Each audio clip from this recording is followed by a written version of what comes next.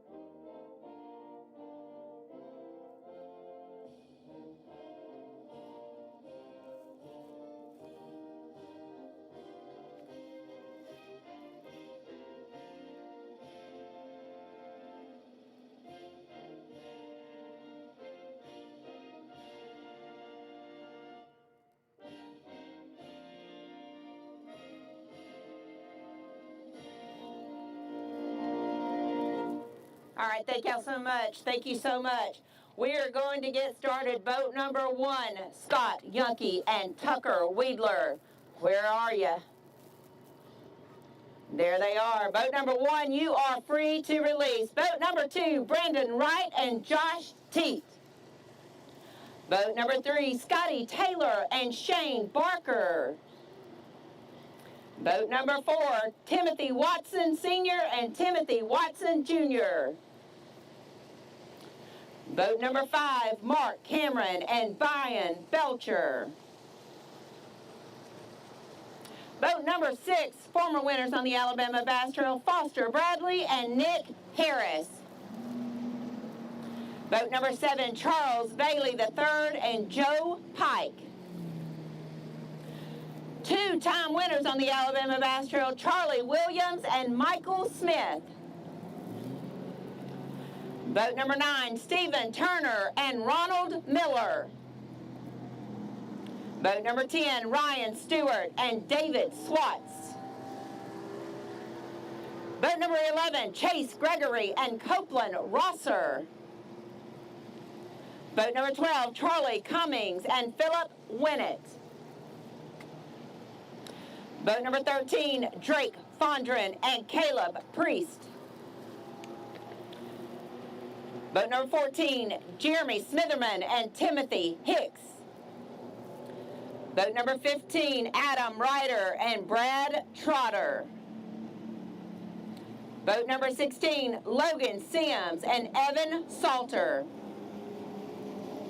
Boat number 17, Blake Jonza and Lance Bearden. Boat number 18, Ken Hall and Kipton Hall. Boat number 19, Hall Hobbs and Lucas Brown. Good luck, guys. Boat number 20, James Perkins and Melody Perkins. Good luck. Boat number 21, Kevin Reve and Russ Hazelton. Boat number 22, David Mims and Ethan Geyer. Boat number 23, Leonard McGuire and Maurice Smith. Boat number 24, Rob Lee and Steve Winslet. Last boat in this flight, boat number 25, Clint Blackwood and Drew Travenstead.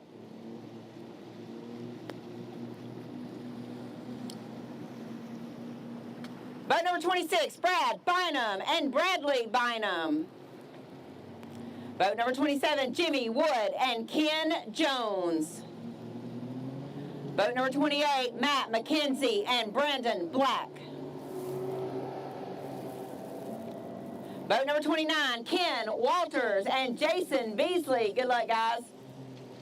Vote number 30, Kyle Gray and Thomas Eden. Vote number 31, John Drew and Chris Brummett. Good luck, guys. Vote number 32, they've got a win on this pond. Vote number 32, Michael Cox and Colt Boyette.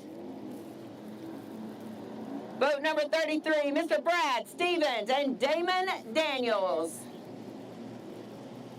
Vote number 34, Rusty Rigney and Hunter Rigney. Vote number 35, Dylan Singleton and Shanna Singleton. Good luck. Vote number 36, Chris Hutcherson and B.G. Marvetts.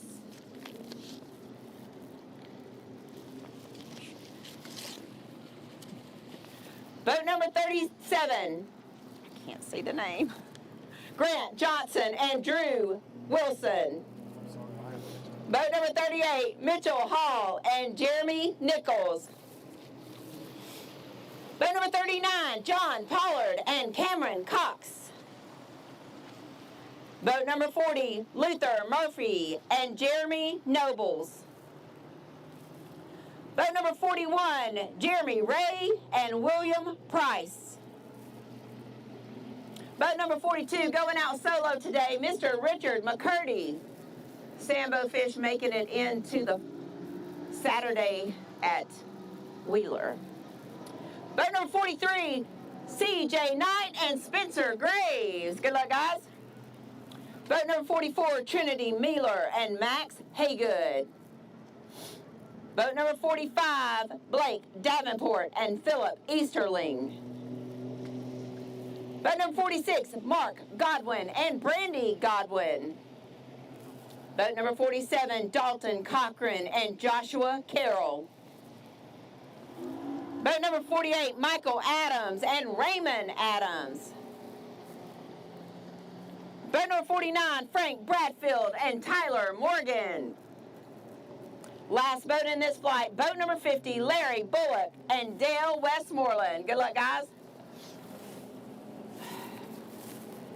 Vote number 51, Whit Whitaker and Rich Gaines. I know there's an alternate in that vote. I forgot to make a note of it.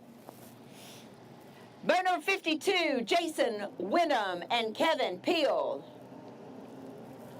Vote number 53, Willie Thornton and Lewis Thornton. Vote number 54, former winners on the Alabama Bass Trail, Joey Davidson and Tullis Lanier, former Anglers of the Year. Team iFoam. Vote number 55, Michael Freeman and Wade Cannon. Vote number 56, Jay Grogan and Ryan Ingram. Vote number 57, Kyle Stewart and Josh Mims. Vote number 58, Jason Sapp and Wally Bell. The most enthusiastic team in the Alabama Bass Trail. Vote number 59, Randy Smith and Jacqueline Smith. Woohoo! Jacqueline even came to visit us at the Classic. Vote number 60, Amanda Williams and Buck Williams. I don't see him. Vote number 61, Tim Taylor and Philip Morris. Vote number 62, Trey Wade and Mr. Leon Wade sitting in for Bradley Parnell today. Vote number 63, Jarrett Brown and Chris Brown. Vote number 64, Stephen Barnes and Justin Coron. Vote number 65, John Frank and Mark Womack. Vote number 66, Chris Cook and Lawson Cook. Vote number 67, David Hutchins and Todd Spencer. Vote number 68, Jeffrey Haskins and Mike Chambers. Vote number 69, Wesley McKellar and Adam Currington. Vote number 70, Chris Landers and Brad Pitts. Vote number 71, Alex Pruitt and Calvin Reese. Vote number 72, Clint Nail and Kevin McCaleb. Vote number 73, David Sneed and Clint Carter. Boat number 74, Douglas Shower and Joseph Shower. Boat number 75, David White and Hannah Rush.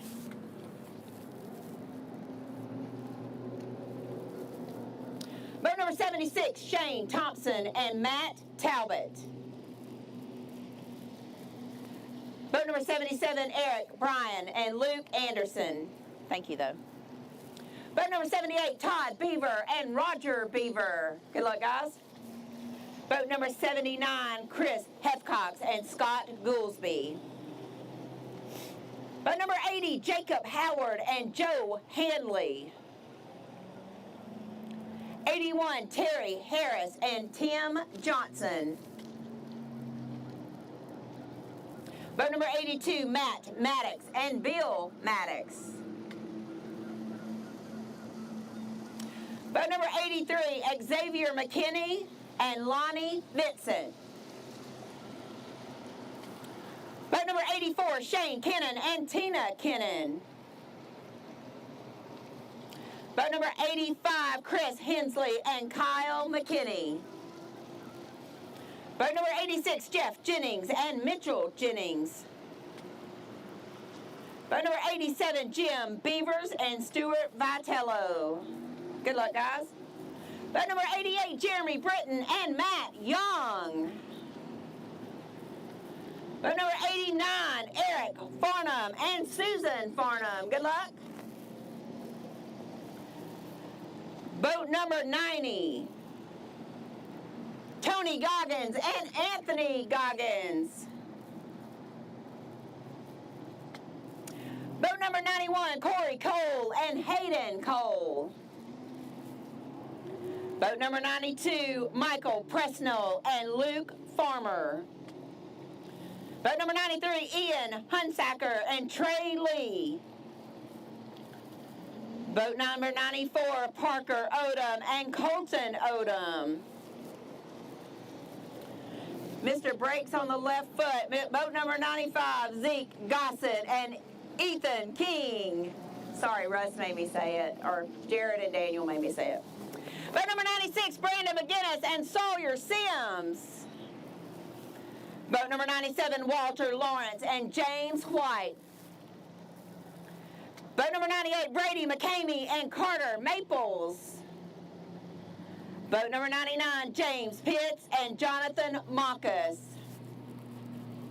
And the winners of the Chase Cam vote, boat number 100, Joey Nania and Zeke Nania.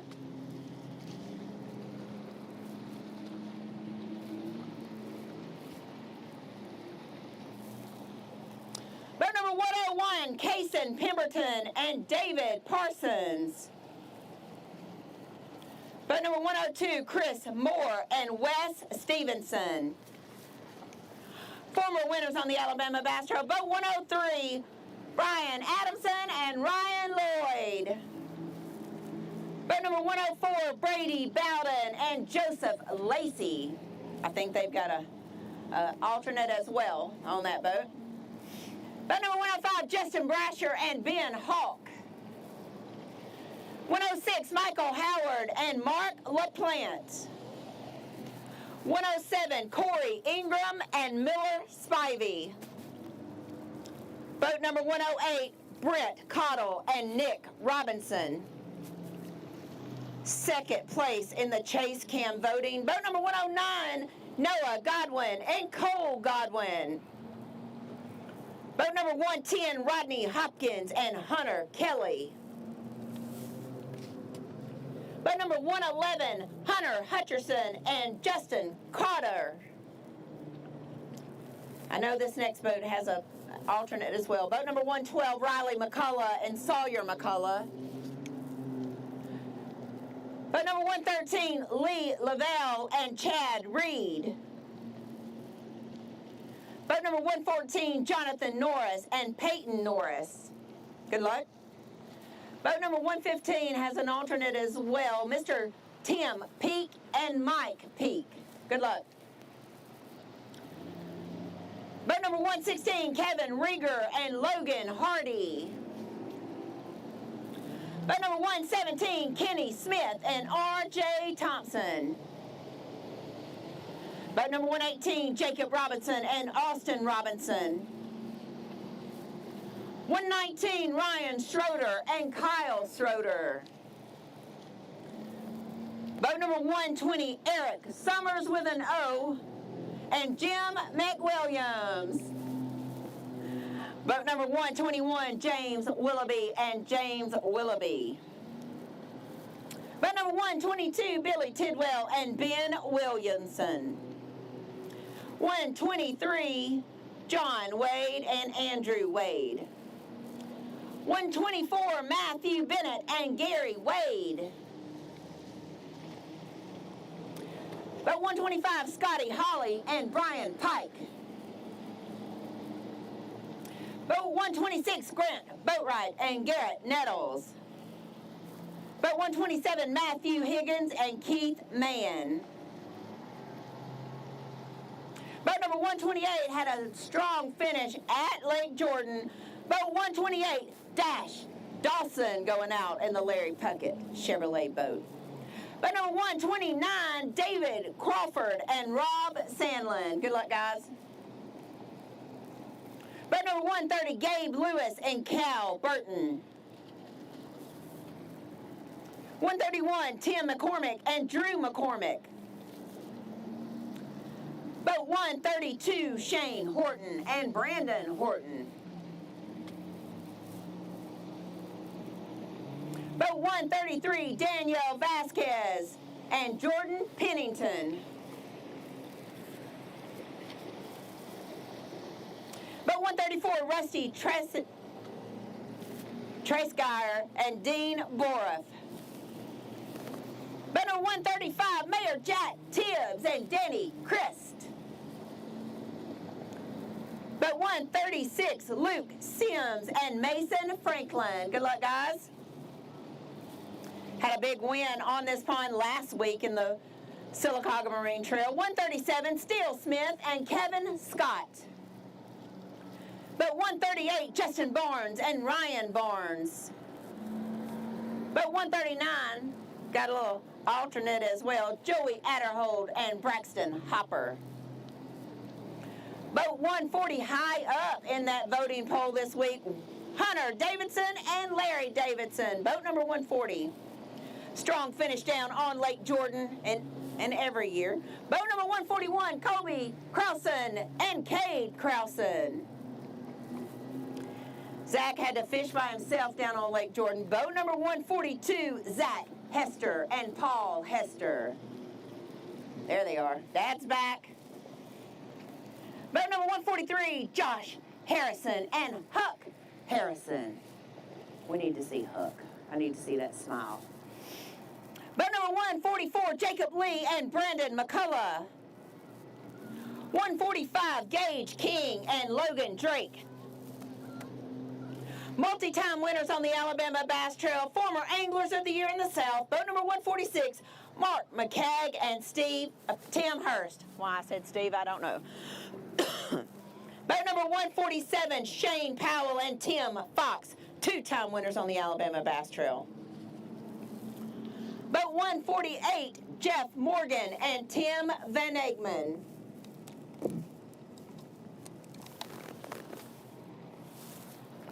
Boat 149, J.D. Perez and Kevin Gibson.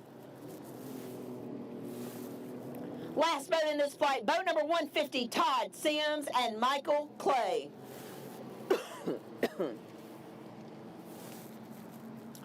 Boat number 151, Warren Barnes and Kerry Wilkins. Boat 152, Jarrett Baker and Buddy Baker. That sounds like a NASCAR team, by the way. Boat number 153, Matthew Crittenden and Christopher Goodwin. Team Everything Alabama Bass Trail. Boat number 154, Trey Doust and Justin Doust. Boat number 155 is there he is, Mike Hearn. And Sugar, I hope you're watching Walker. We miss you, we love you, we cannot wait to have you back. Boat number 155, Mr. Mike Hearn. Boat number 156, Brett Harp and Ricky Harp. Boat number 157, John King and Chris Gregory. 158, Colton Leyendecker and Garrett Alford. Boat 159, Chris Patterson and David Newman. Boat number 160, I know they have an alternate. I don't have it written down, but I know it's Greg Tomlin and I think his son. Tomlin and Tomlin. Boat number 160. Boat number 161, Kyle Hilliard and Jake Brown. Boat number 162, Kyle Knoll and Luke Morgan. 163, Billy Lewis and Justin Kaiser. 164, Nicholas Layfield and Eli Layfield. Boat number 165, Jeff Myers and John Melton. Boat number 166, Cade Miner and Cody Miner. 167, Thomas Shelton and Maddie Shelton. There she is. No naps today, Maddie. Got to catch them today. All right. Boat number 168, your winners here in 2025, Chad Schroeder and Chase Schroeder. 4-time winners on this pond, 7-time winners in the Alabama Bass Trail, former Anglers of the Year, and on and on and on. Boat number 169, Chris Rutland and Kobe Carden. They won an open on this body of water. Boat number 170, Justin Mott and Randall Hamilton. Boat number 171, Chris Mama and Kipton Mama.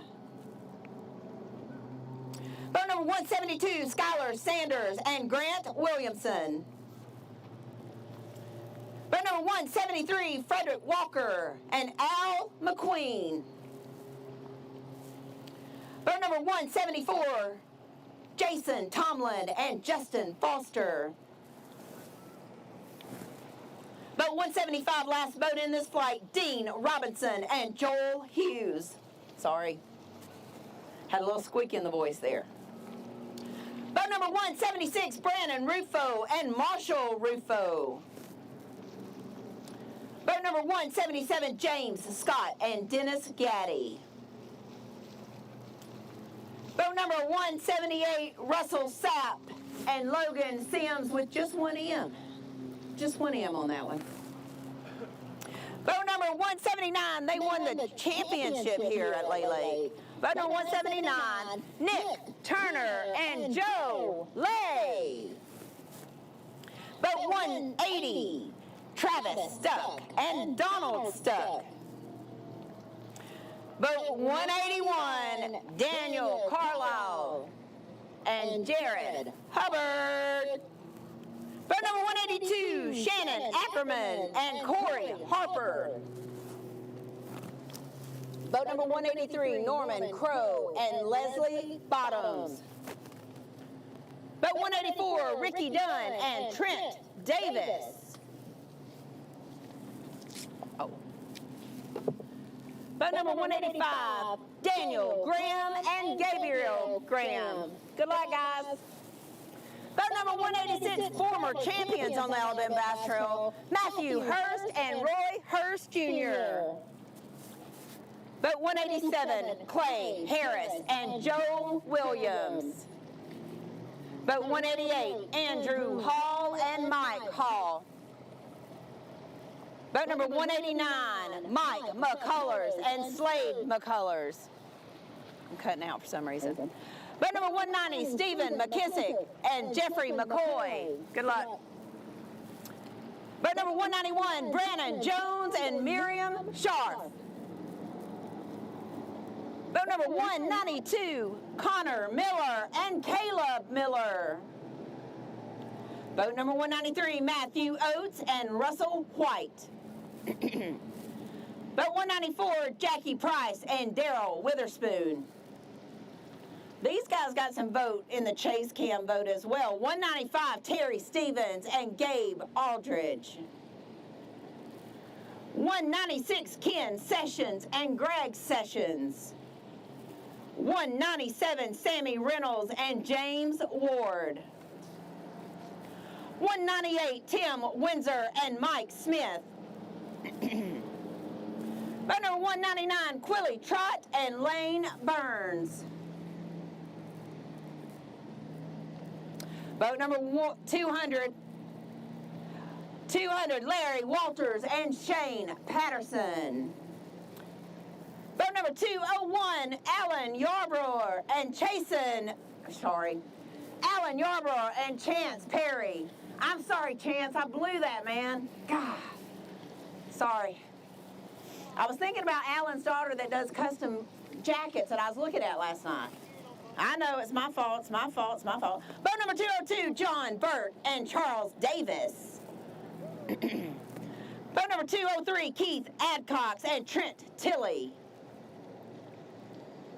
Boat number 204, James Boyle and Troy Woodham. Boat number 205, Jim White and Eugene Davis. Boat number 206, Matt Taylor and Larry Love. Boat number 207, Rob Wright and Amy Wright. Another team that got quite a few votes in that Chase Cam voting, 208, Gentry Gordy and Hunter Farish. Boat number 209, Curtis Coleman and Kent McNaughton. Boat number 210, Blake Dodson and Jeff Evans. Boat number 211, Eric Staggs and Jason Hamaker. Boat number 212, Jeff Ritchie and Matt Ritchie.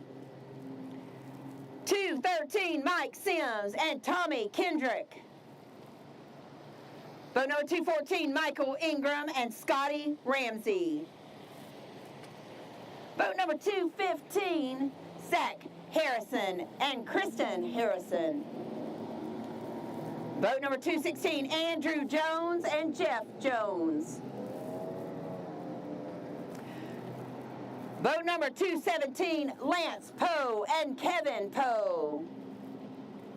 Boat number 218, Scott Reed and Joshua Reed. Boat number 219, Ryan Miller and Justin Adams. Boat number 220, Clay Messer and J.W. Danzy. Boat number 221, Brian Jones and Barry Jones. Boat number 222, Matt McClung and Brian Assay. Boat number 223, Jeff Adams and Ricky Wagner. Not last, but almost last. Former winners here at Lay Lake. Boat number 224, Lanier Burton and Kelly J. And the boat we've been waiting on since 3 o'clock this morning. Boat number 225, Greg Bearden and A.J. McGee.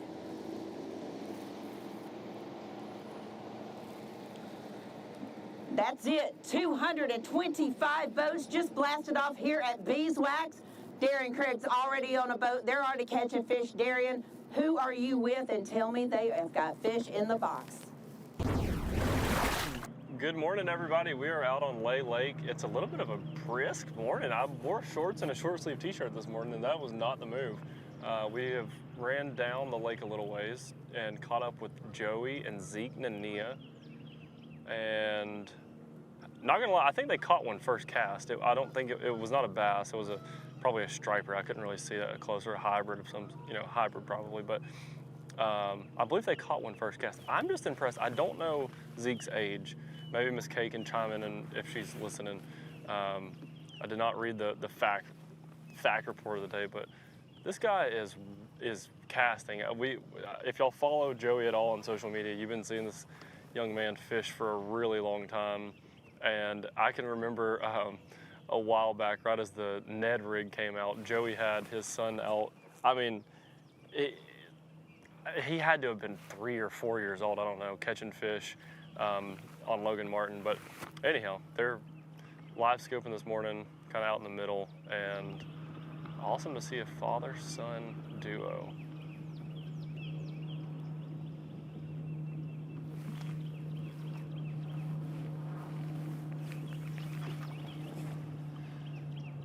believe we've got Trey Swindle is almost ready. He's on boat number 81.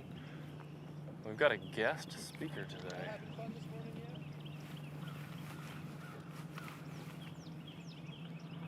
And Trey Swindle, welcome to the club, brother. I'm here. I'm the replacement for Luke Duncan, since everybody can. And I know y'all wanted to see Luke, but I am his replacement. But yeah, we're on boat 81 right here in the back of Beeswax. Looks like they've already caught one. We watched them catch one before live. But they're just kind of working on this grass line, throwing a buzz bait and a swim jig. It looks really good back here. Watercolor looks good. And like I said, they've already caught one, so off to a hot start. They wasn't here probably 5 minutes before they caught their first one. So we're gonna hang around and see what they do.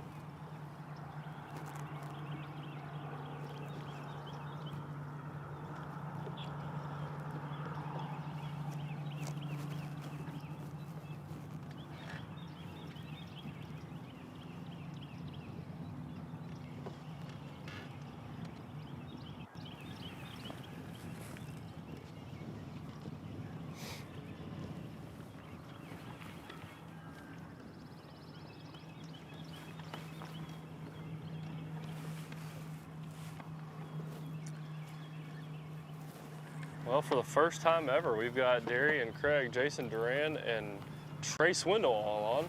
Jason, who you caught up with? We caught up with boat number 102. Chris Moore and Wes Stevenson.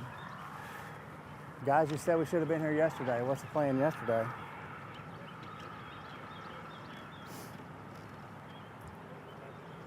Yeah. Well, it's shallow, so let me guess what you're doing. I guess they're going up, huh?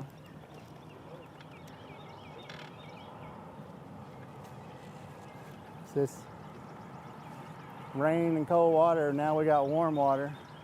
So that's what I'm saying. We have freaking 19 degrees where I was Monday, so it's summertime today though. Top water action, swim jig action. We may get all 4 seasons in a week for sure.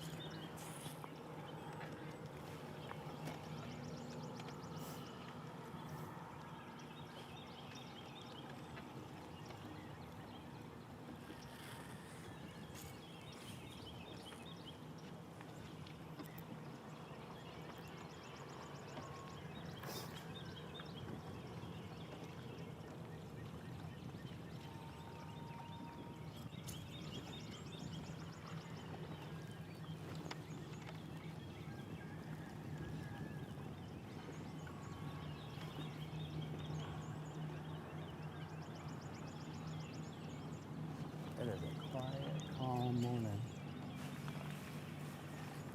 I can still hear boats running from where I am.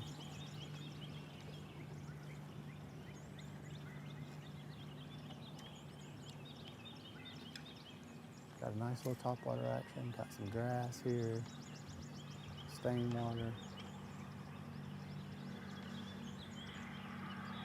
And sitting in 5 foot, they're probably pushing 3 foot up that way. Said they caught 2 good ones in here yesterday in the afternoon. But we all know that, that doesn't count. Practice is important, but it don't pay a check.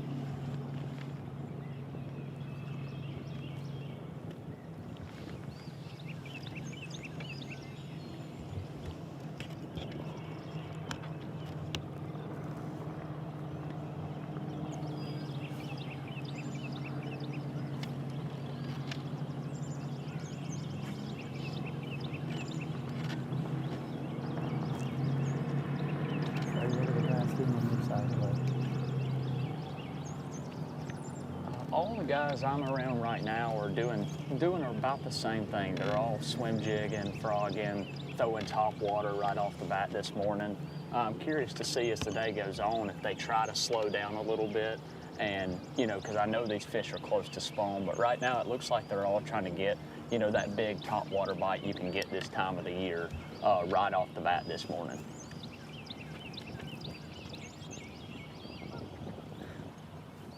I got about 20 boats around me and everybody's scoping the same fish. The exact same fish? No, they're literally the same fish. Like they're all chasing one bass. Wow.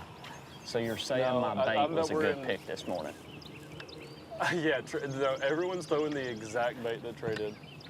It seems like, I mean, I don't know, obviously I haven't been fishing out here, but I'm seeing a bunch of tiny little minnows like what Trey showed this morning.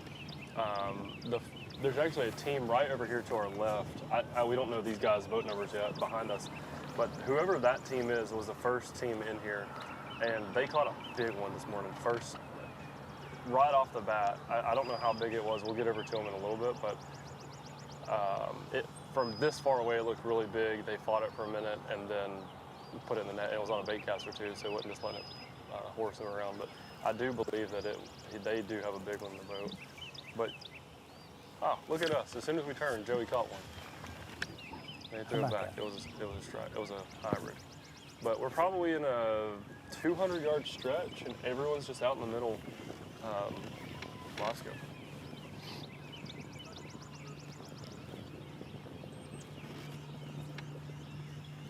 Did you say you were down the lake more, where the guys are scoping? Yeah, exactly what you said this morning, Trey. Like, literally, you were like a fish whisperer. We got rid of Luke Duncan, and we hired a fish whisperer.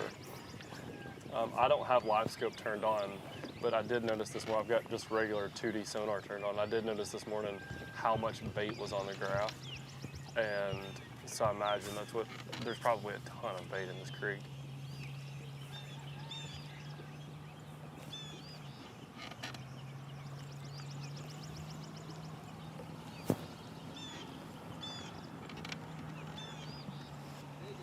Yeah.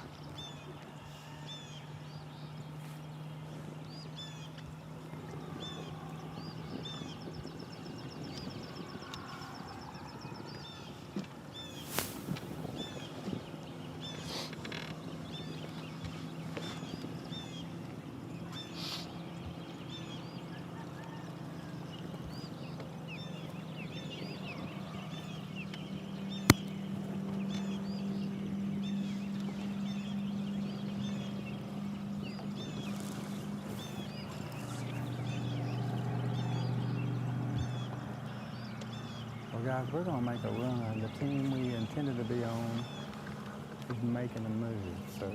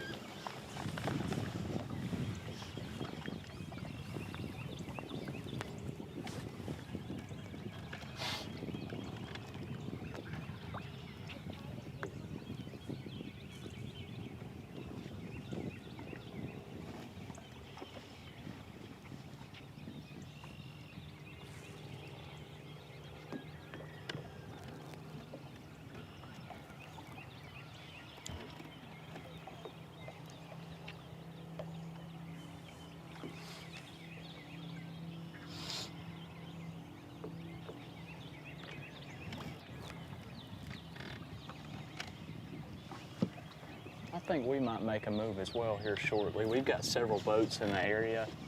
There's a lot of boats right near us. We might ease around and see what they're doing. It looks like they might be doing something similar, but we might ease on out there and check in with them, see if they've got any in the box yet as well.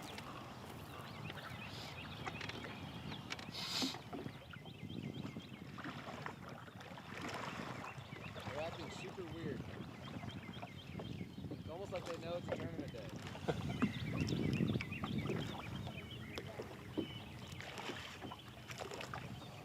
I'm guessing there's a lot of fish around this area. There are. Yeah.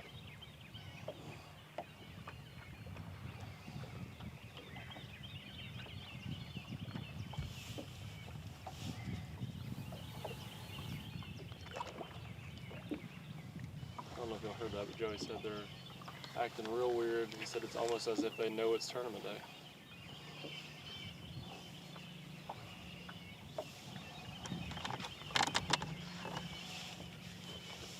Joey said that he said the fish are acting really weird, and he said it's almost like they know it's tournament day. I don't know if Miss Kay had, I know she's probably getting settled into the studio now that they did blast off, but I'd like to know how old Joey's son Zeke is. I don't know that off the top of my head, but I am super impressed with this kid. He is, I've watched a bunch of people live scope over the last couple of years on doing this live coverage, but he is absolutely dialed, making perfect casts. And you can always tell when, you know, when you're live scoping, if you make a bad cast, you're not casting exactly where, you know, the transducer is pointed, therefore you didn't throw at the fish you were looking at. And so you'll see a lot of times people make a cast and then burn their bait in really fast and make another cast just because they barely missed it. I haven't seen Zeke miss a cast yet, which is funny because I don't know if he's 10, maybe he's younger than that, I don't know, clue.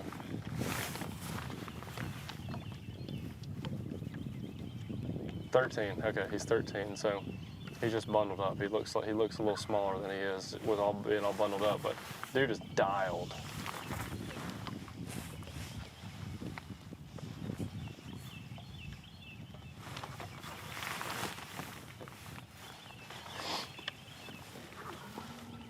I can remember Joey posting, I said this earlier, but I can remember Joey posting videos of him, of Zeke. I mean, I'll ask Joey later, but he must have been 4 years old or 5 years old. Like, he was so young, he could barely hold a rod and just catching big spots with Joey. And it's cool to see that he's now like grown up and fishing the Alabama Bass Trail with his dad. That's really cool.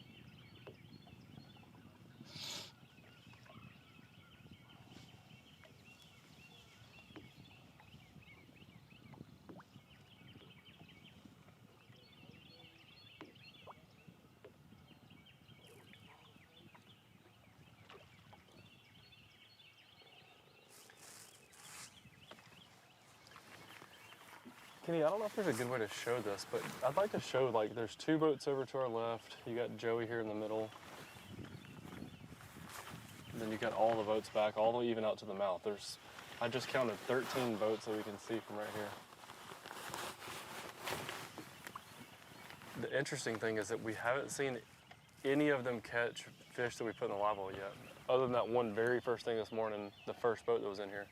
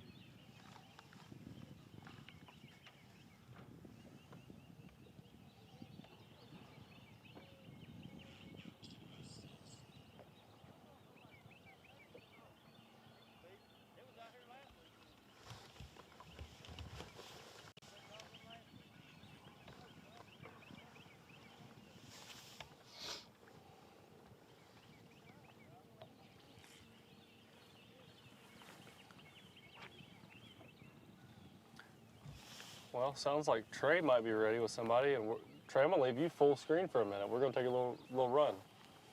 Good deal. Yeah, we're on boat 206, Matt Taylor and Larry Love. If I'm seeing this right, these guys are from Florida. Traveled all the way from Florida to fish here.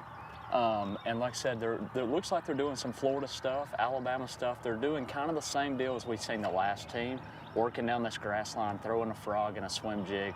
But you can tell they got that Alabama shake, so I guess they do that down there in Florida too, swimming a jig. But we haven't seen them catch any yet, but it looks like they're fishing with confidence right here, so it definitely looks like they know they're around some fish.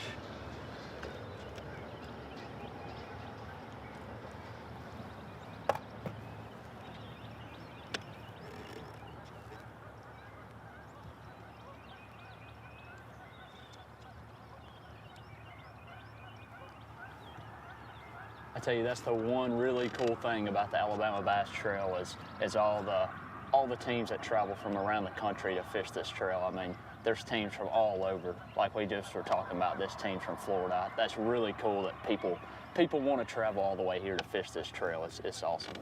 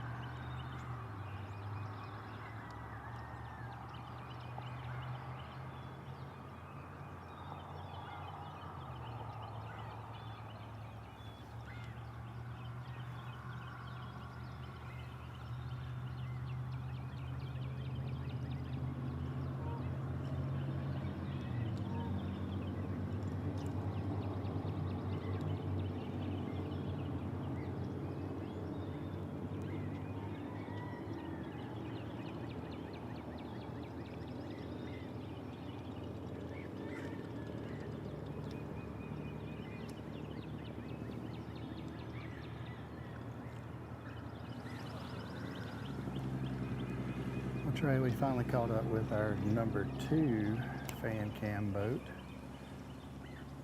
Did get a phone call from these guys last night and said, hey, I know we're fan favorite down here, but do you mind giving us 20 minutes? I think they had a little time to prepare and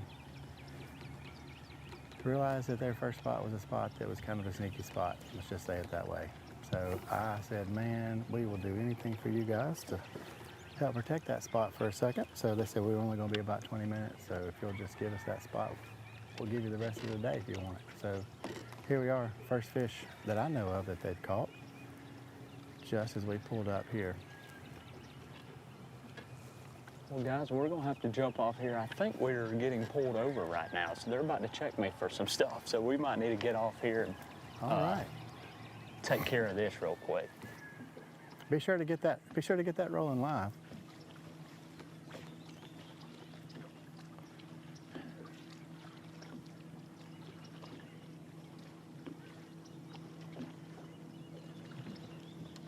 It never fails, poor Trey. Always getting checked.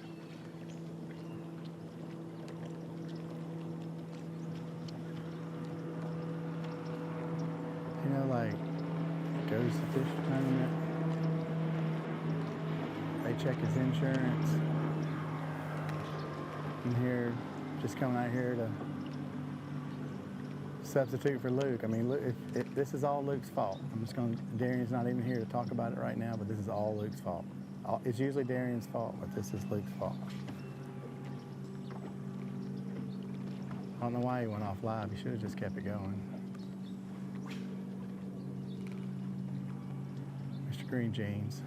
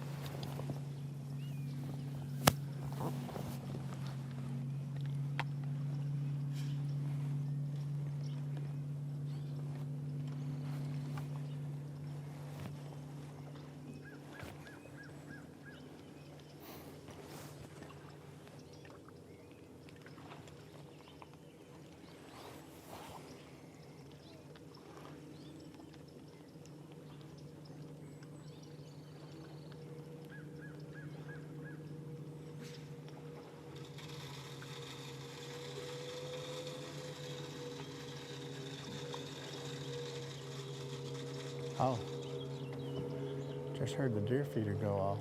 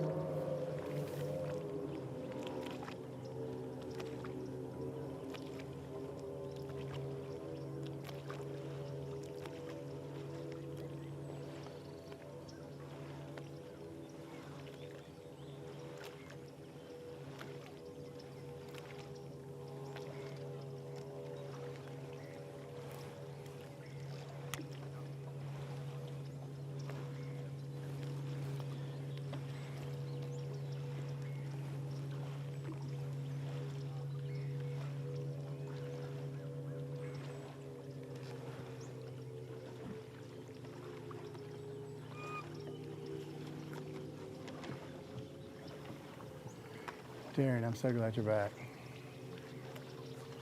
I'm glad I'm back I'm too. worried about you.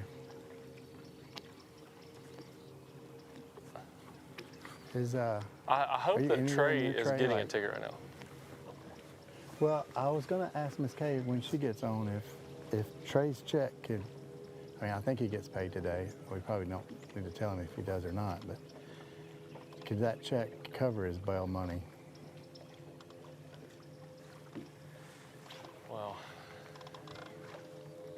I know if an angler, I believe the rule is if an angler gets a ticket on the water, you know, I think there's DQ. I don't know if you get DQ'd for every ticket or if it's a specific kind of ticket or what, but I feel like if Trey does end up getting a ticket on this deal, he should have to forfeit whatever monies he was going to receive today for working.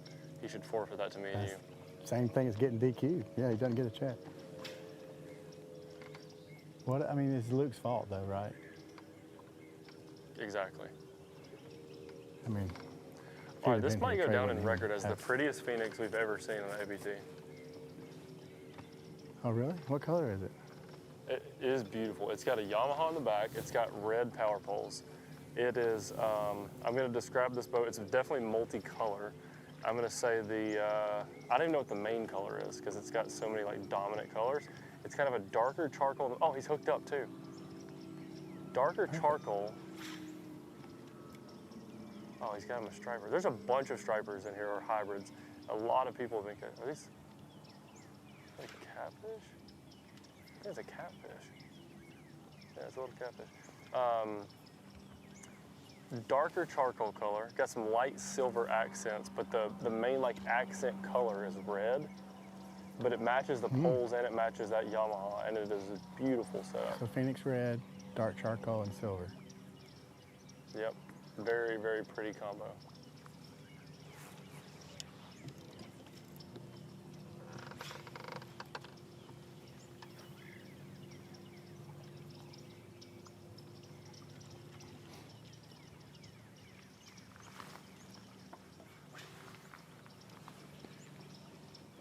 Oh, another fish catch right here in front of us to the boat on the left.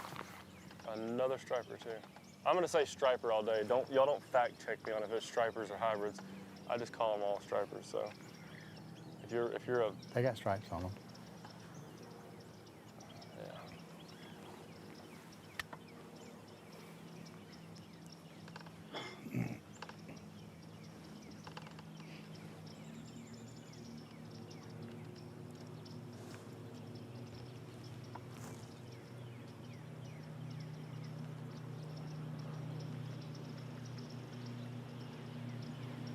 I really want to try to get in closer, but I hate trying this on when there's live scoping because they'll just spin around on you so quickly. But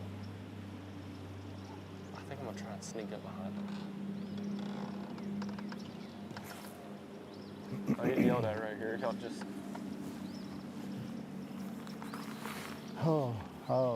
Tell it, update I'm us. hearing Full in update, please. the grapevine that Trey Swindle's back.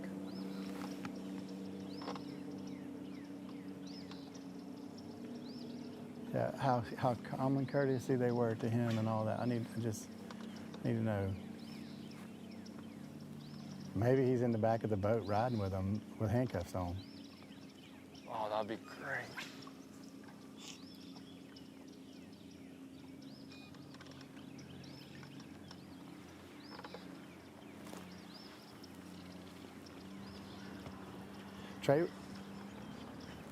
Trey, were these your fans or what? I mean, did they just know you were here and checking your insurance? What's the deal?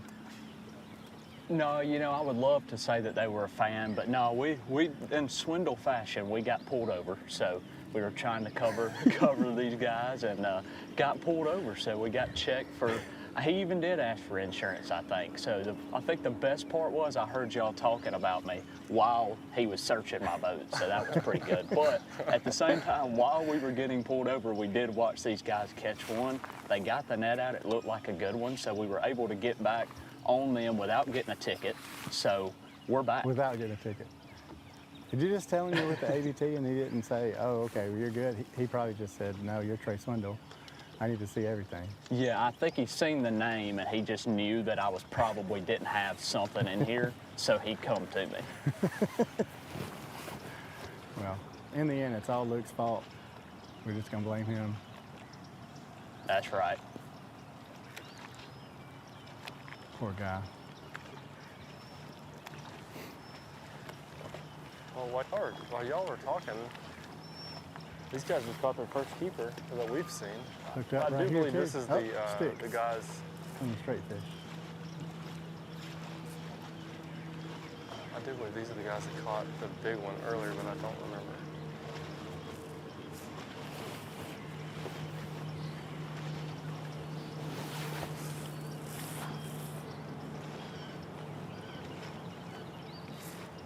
Yeah, we did not get the fish catch on camera. We just got the live well part.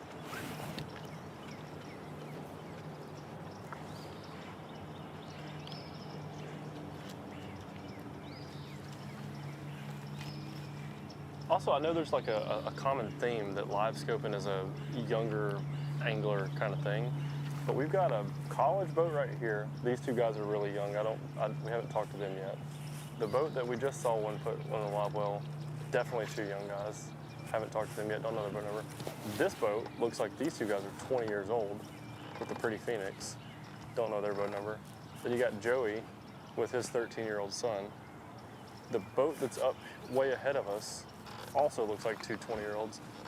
I don't know if it was just a meetup spot for all young people fishing ABT to just come to this creek, but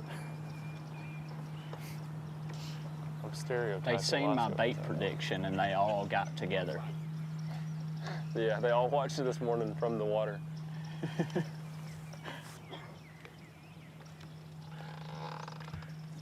I want to talk to these guys, but I just really don't want to piss anybody off this morning.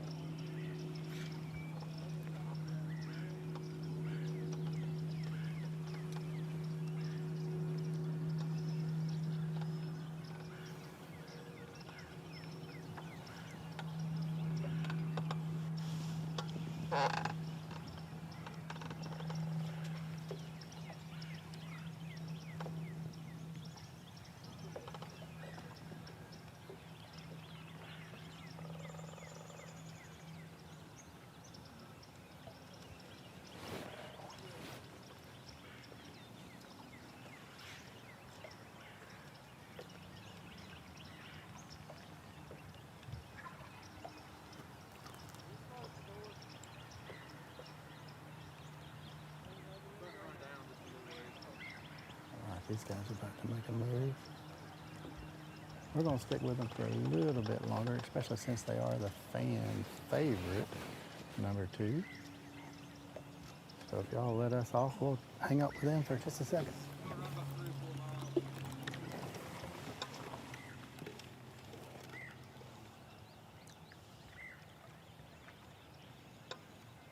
Hey guys, what's y'all's boat number?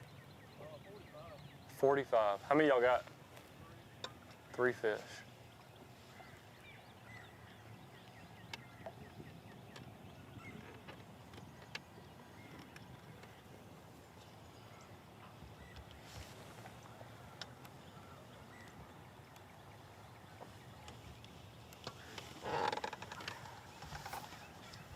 Turkeys are gobbling up in the woods.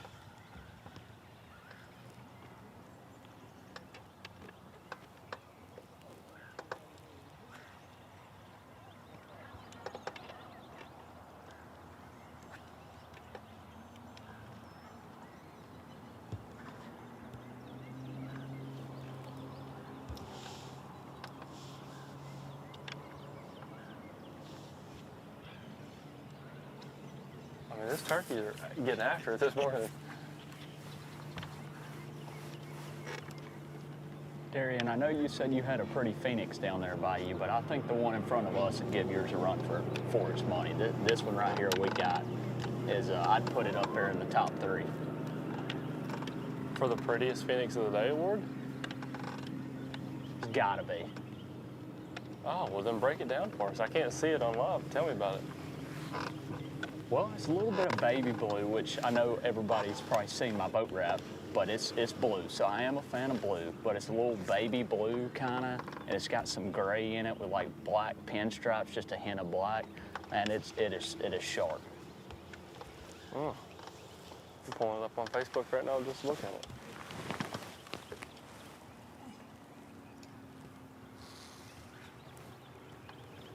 I do that's think pretty. Luke Duncan sent the Marine Police after me. I would not put that past Luke Duncan.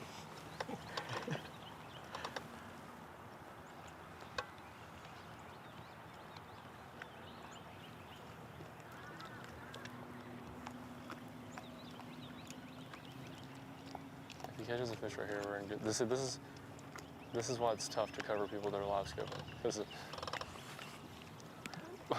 Where would you like for me to get out of your way at? You're good. You're probably ain't gonna bite it anyway. It's the hardest part of covering live scope fishing is you can't. I promise you ain't in the way. Every time. You boat, I'll wait till he swims out. What's all the little fish everybody's catching? Catfish. It's all catfish. That's what I thought. Catfish. I call it catfish and drum. Stripe. Catfish, drum, and stripe. Yeah, it seems like everybody was. There was like a little 20-minute window where everybody was catching them, like but it was all catfish. There's a ton of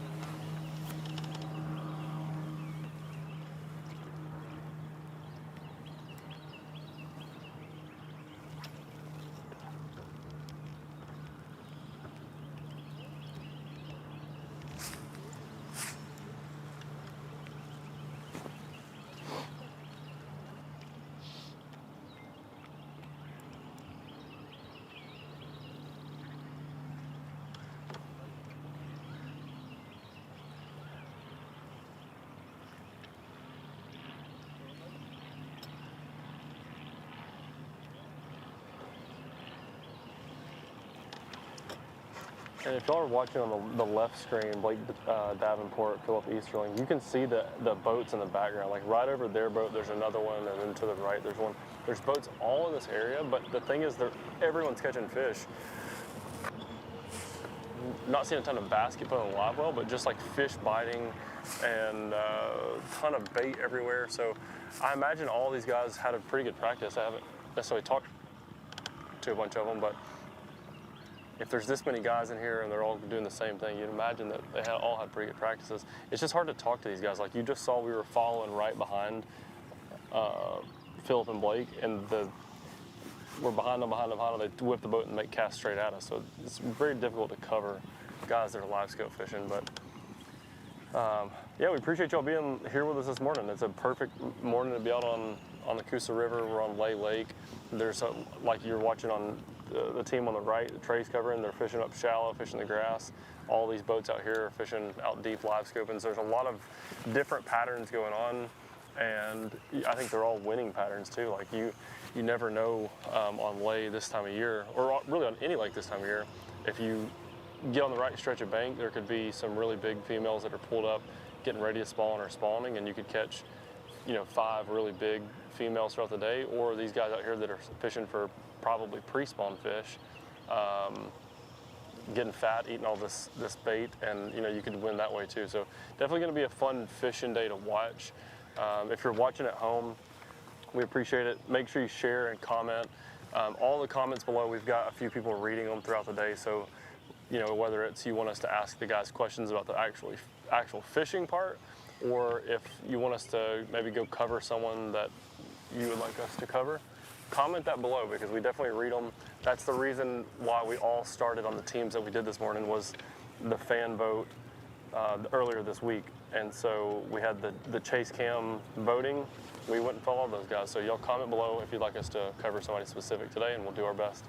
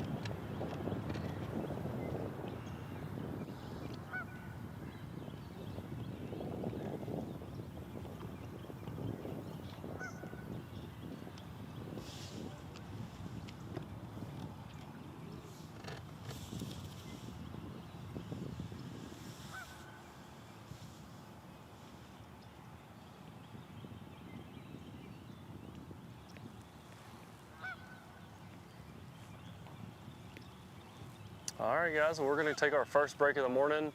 We've got a lot of fish catching left in the day, so y'all hang tight, and we appreciate you being with us. We'll be back here in just a few minutes.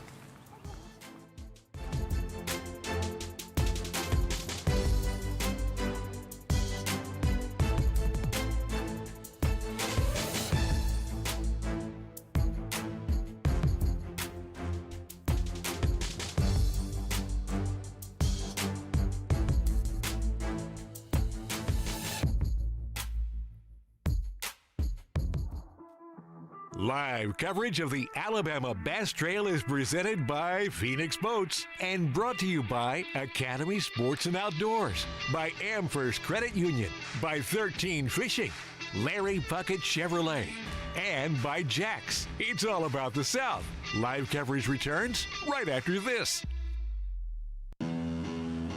At Phoenix Boats, our passion for fishing is obvious. Whether it's a pro event or fishing with our family and friends, we truly love the sport of fishing. That's why our goal is to make every single Phoenix boat that goes out the door the best fishing platform it can be in both design and construction. We love to fish as much as anyone, and we believe it shows in every boat we build. Phoenix Boats, built by anglers for anglers. Most commercials tell you the same thing. They're always blabbing about buy this, go here, eat that. Or some experts on there trying to convince you of the next big thing. Although that's great and all, this isn't one of those commercials. Here in Shelby County, we let it speak for itself. Discover Shelby. Find your trail.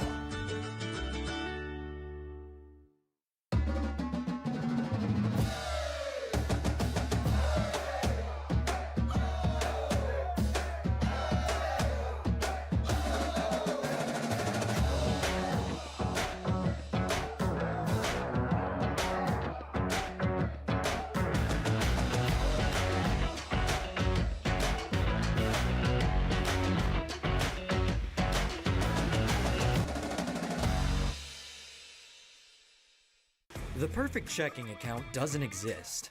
Not at a bank, that is. So why do you keep looking there? At Amherst, you can get no minimum balance or monthly fees, an instant issue debit card, and free checks with unlimited check writing. But who doesn't want more?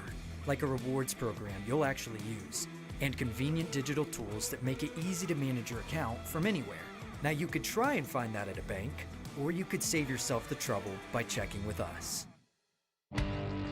Stetson Blaylock, Todd Auten, Hank Fury, let's go! Garmin Live Scope, I tell you right now, if you don't have it, you are behind. It's just wild. It's like a video game. If you do not have that Garmin Live Scope, you are definitely missing out. Bassmaster Classic Champion!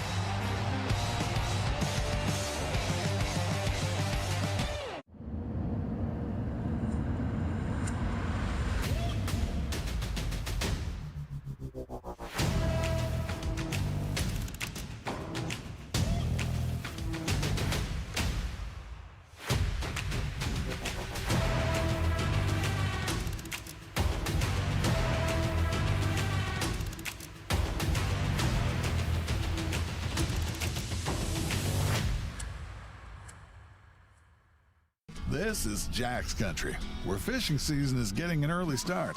So drop anchor at Jack's for the Catfish Basket, just $6.49. 3 pieces of crispy southern fried catfish, a fresh, always made from scratch biscuit, and your choice of 1 classic Jack's Country side. The fish aren't the only ones biting today.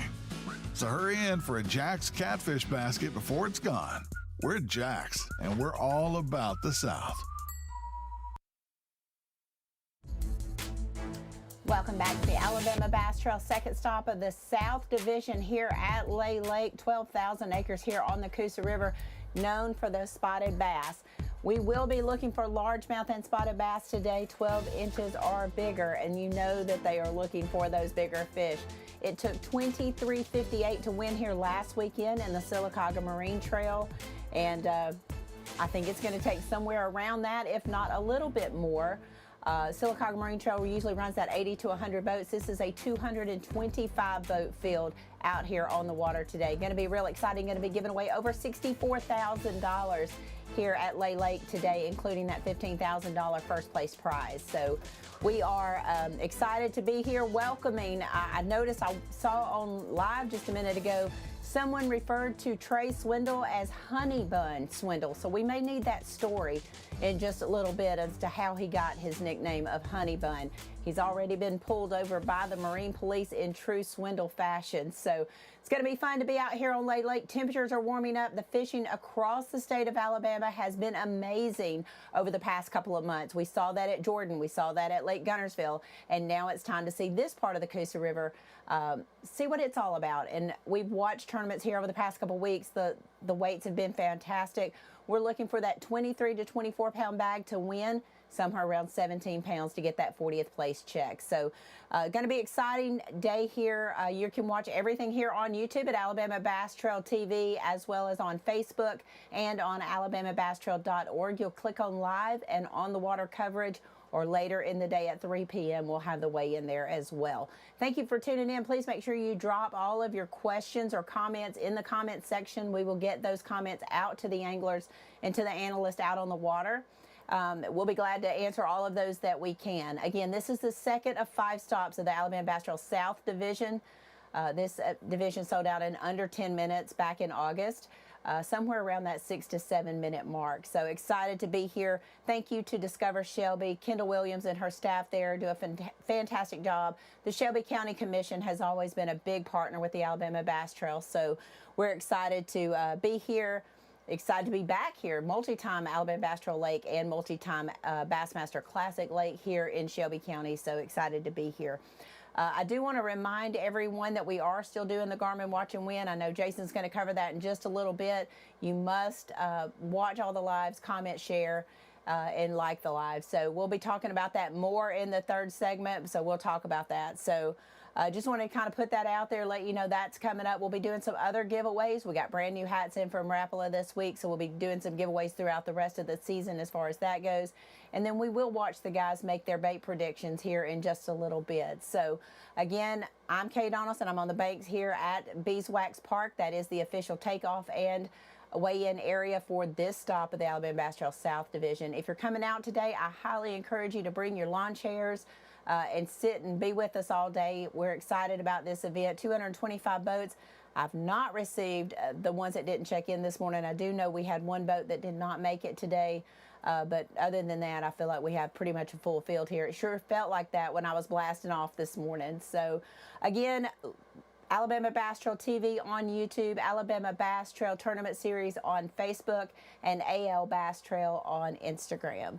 And of course, you can see everything there at the Alabama Bass Trail website as well. All right, let's see. I think we've got Jason is on a team, I think. We're going to see if he is available for us to come to him. Again, please make sure that you put all your questions and comments in the comment section. We'll get those out to the analysts so that they can get those answered for you. So, Mr. Jason, if you're available, we'll head out to you on the water. Well, let's get back after it right here. This is the team of the Godwin brothers. They do have 3 fish. Got to check in with them before they left the last spot. So they're 2 fish on the first stop and then 1 fish on the second stop that we were able to catch up with them on. Moved down the lake about 3 miles. Another little stretch here. Kind of got the trolling motor on high, moving around, scoping for sure, and making long casts.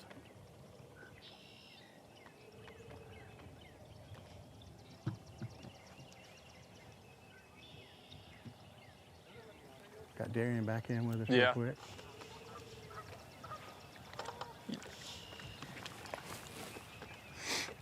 Go ahead, Darian. Joey just, he kind of made a really big lap all the way over to the bank, went real shallow, and now he's coming back out. But right before we got back on live, he said it's about time to adjust, and he's kind of working this area really fast now, probably just headed out. I said, what do you think's going on with it? He said it's just this warming trend. He said things are changing, and he said these fish have just been beat on really hard all year. sometimes it's just a spot that he started on that, thought maybe he could catch a quick limit and then get out and go upgrade somewhere else or what. I don't really know, but they're definitely like looking around as if they're going to make a move. And you can, there's a lot of boats kind of headed back out of this creek, so I don't know, maybe the fishing pressure, maybe the warming, like he said, it's going to be in the 80s today. It was really warm yesterday, so maybe that's moved fish around. But warming up means that they're typically headed to the bank, so maybe that means that they're getting ready to get there and do a little spawning action, and then that would mean that me and Jason's bait predictions would be right. Yes, sir. Yes, sir. Bluebird skies right now where we are. I mean, it is bright sunshine.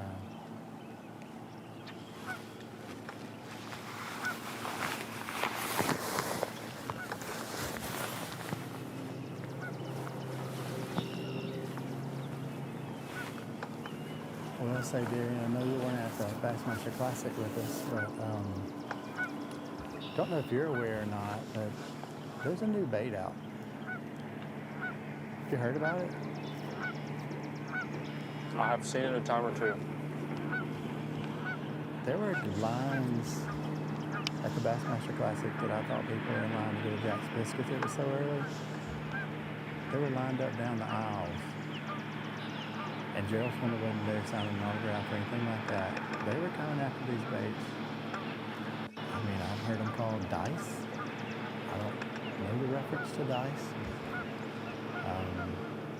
They're just getting these dice baits, limited to per person kind of stuff. And I'll say I've seen some of that already this morning. So that's interesting. I figured that would be the Baits case. I've seen in a long time. I don't know, my dog has a toy that looks a lot like that. And the price that you're paying for these things, I'm pretty crazy, I think, so. But they're working, I hear. But the secret's out, in case you didn't know.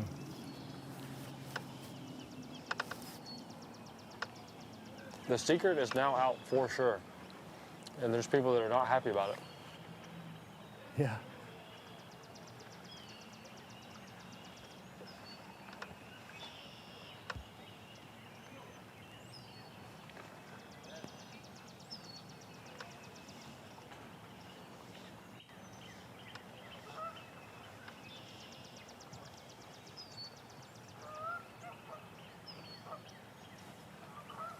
Y'all can see him in just that short amount of time. Joey has trolled almost out of the camera view. They're just getting out of here really quickly, and you can see a lot of these boats, like even the guys to our left, they're working really fast back to us. The Phoenix to the left of that is working really fast out of this creek. When you see people scoping, a lot of times they're moving, but they're not like, they're going a lot of side to side. They're scouting, looking side to side, side to side, side to side. But not necessarily moving. They're not traveling a big distance usually when they're live scoping. It's a lot of side to side stuff. Every one of these boats now is moving really long distances. They're not stopping on the trolling motor, staying heavy, full speed on the trolling motor. So I think that's a sign like everyone's not seeing what they want to see.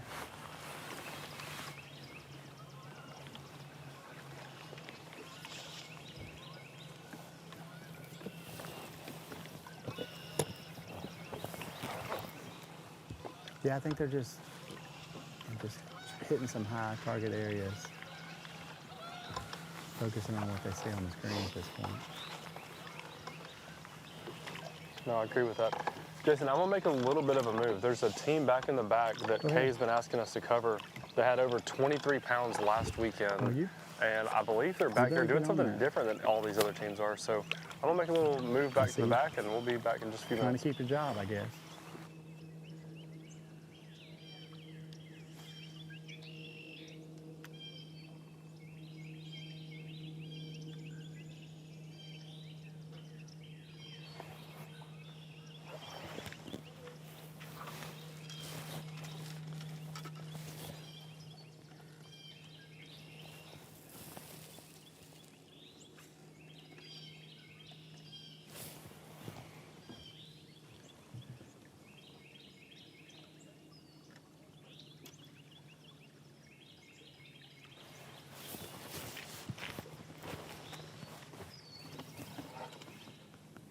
These boys about to make a move here as well. Not gonna go too far. We're gonna idle with them. Y'all can stay with us, or y'all can give it to Miss Kay. Gonna try.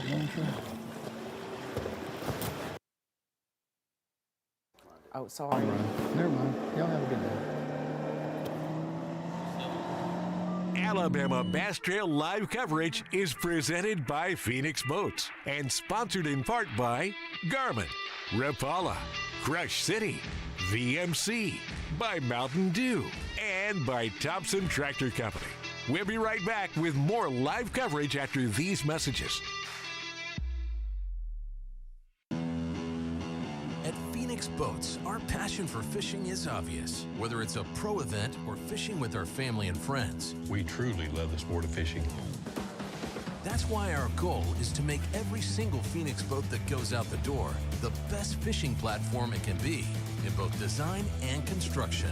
We love to fish as much as anyone, and we believe it shows in every boat we build. Phoenix Boats, built by anglers for anglers. Hey guys, pro angler Dustin Connell here, and I get all my vehicles here at Larry Puckett. I travel all over, and I've got the 2500 diesel. I love it, tows my boat great, but if you're looking for any vehicle, an SUV, gas burner, or the diesel to tow something with, they've got it here at Larry Puckett. Not corporate owned, locally owned, and they'll treat you like family. Here at Larry Puckett Chevrolet, they let the customers do the talking.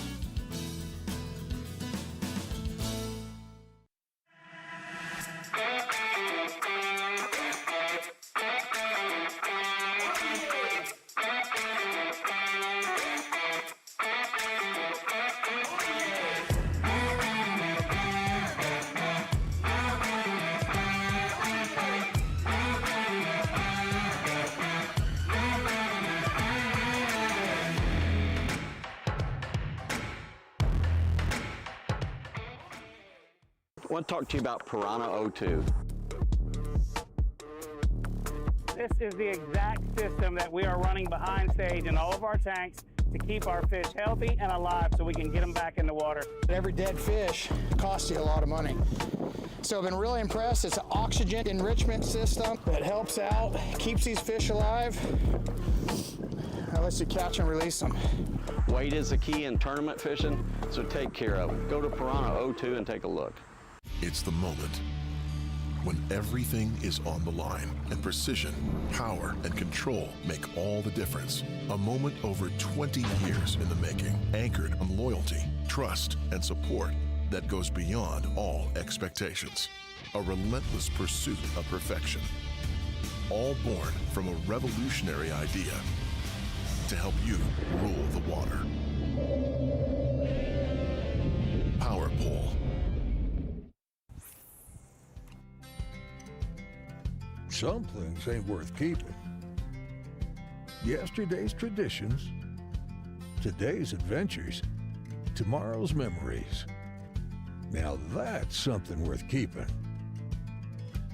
Fish Alabama and find your keeper.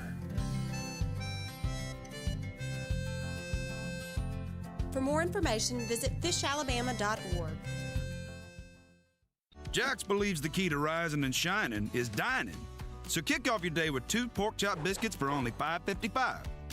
You'll be shining so bright you might be tempted to share them. Or not. We're Jax, and we're all about the South.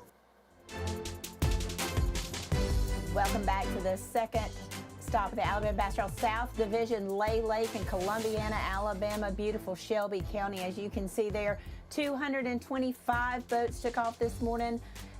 Second stop here, bound for that $15,000 first place and over $64,000 to be paid out in trying to punch their ticket into the championship later on this year at Lake Eufaula, where we will pay out over $100,000, $50,000 going to that first place prize winner. Hopefully there's an $8,000 Phoenix bonus in the mix. Maybe there's a $2,000 AM First bonus that's in the mix, $1,000 from Garmin. All kinds of bonus money, Yamaha Power Pay, all kinds of bonus money out for grabs.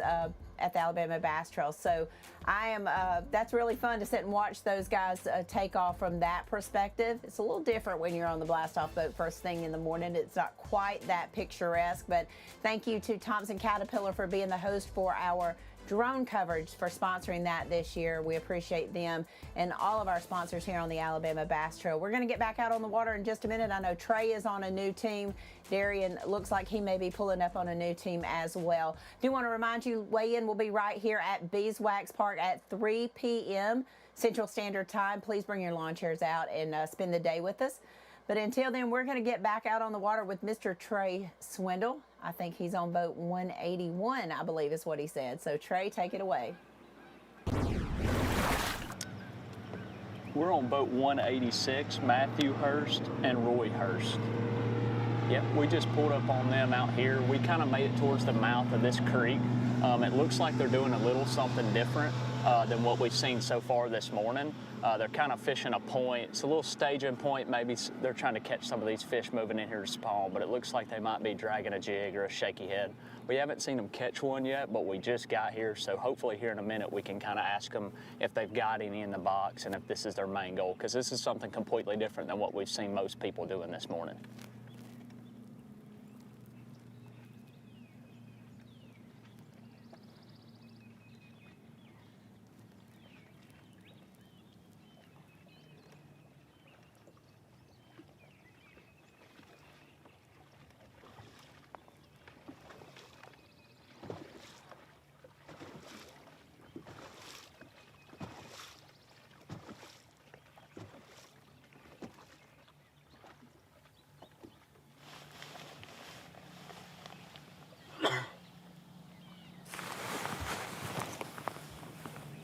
Well, we have made our way back through a treacherous underwater forest of stumps. Me and Kenny have hit probably 20 stumps to get back here. And we're hunting a team that last week weighed in 23 pounds. And I know that Miss Kay has a better set of eyes than most humans that watch bass fishing. I know I'm close to these guys, but I don't know if this is the team or not.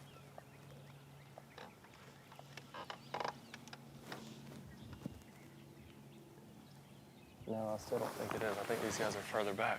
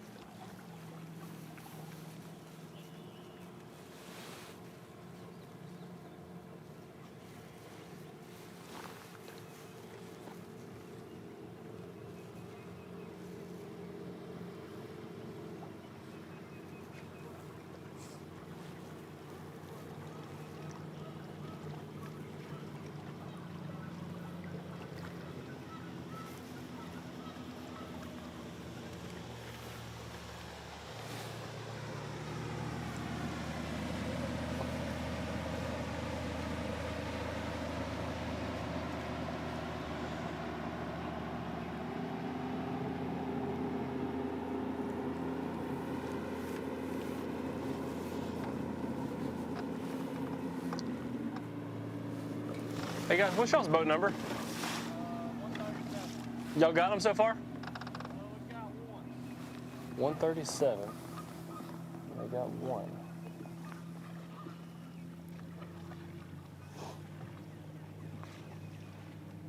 And this is the team that we're looking for, Smith and Scott.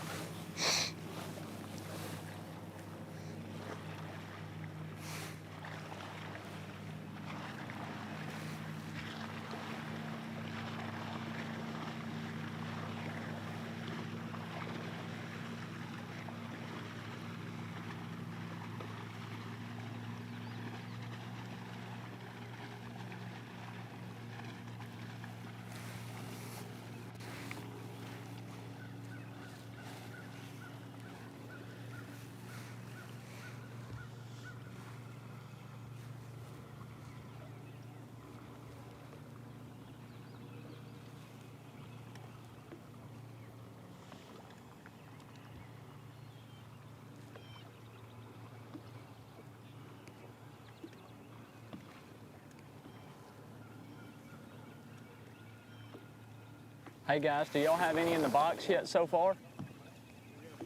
Got two? Any size to them? 3.5. Good deal.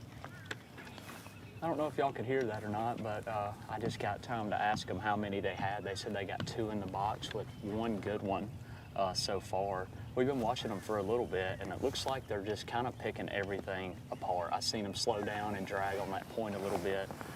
The guy in the back looks like he's fishing a little slower, and the guy in the front seems to kind of just be swimming a jig around the isolated grass, dragging a little bit in between. So they're kind of fishing everything in front of them, which is a great way to fish this year, just because you know, it's pre-spawn spawn. You might have to fish slow, you might get some quick. So it looks like they're kind of working together and doing both a little something different. Trey, one thing we talk about a bunch, and for the people at home who may not know this, I actually fished ABT with Trey Trey, did we fish for 1 year or 2 years? 1 or 2 years, yeah, I can't remember. Either way, we didn't do that good. I'm not gonna lie about it. But what I was gonna say is, I was joking about that, but what I was gonna say, it is important when you're fishing ABT for the team guys, the teams that you see do really well. Like you just said, like a lot of guys in the front are fishing fast and the guy in the back slows way down and does something totally different. Or, you know, it's not like everyone's just doing the exact same thing. You're trying to do different things and figure out what the fish are doing. And maybe the guy in the front is dialed and catching fish on something, but the guy in the back's doing something else to see if, you know what I mean? Like, I think that's really important in team trail fishing. Oh, it is 100%. And that's, like I said, that looks like what we got going on here.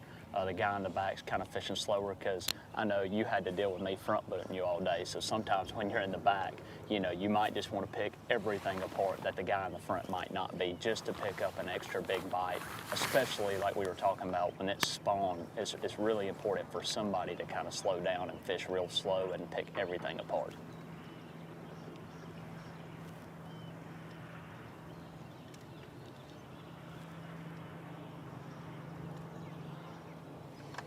Well, I was going to tell a story, and these guys aren't a sponsor of the Alabama Bass Trail, but once upon a time, me and Trey Swindle, I'll tell you a little story. We were fishing on Neely Henry. Trey had practiced. I did not get to practice that event, and came into town. It was blazing hot. Trey hadn't found a bunch of fish. Actually, Trey did find some fish in practice. We just didn't catch them that morning, and things got tough in the middle of the day. I hadn't been fishing. I'm tired. I'm hungry. Trey didn't get me no lunch. So I called Buffalo Wild Wings, ordered us some food, ran up to pick the food up, and we ate right on the boat right there in Gadsden. And we idled across, and as I was eating a couple of wings, Trey was, you know, throwing his little crankbait he does, his little DT6 down the riprap, and caught about, I don't know, 4 or 5 fish right there in front of me while I was eating. And I honestly didn't even stop eating to get the net for him.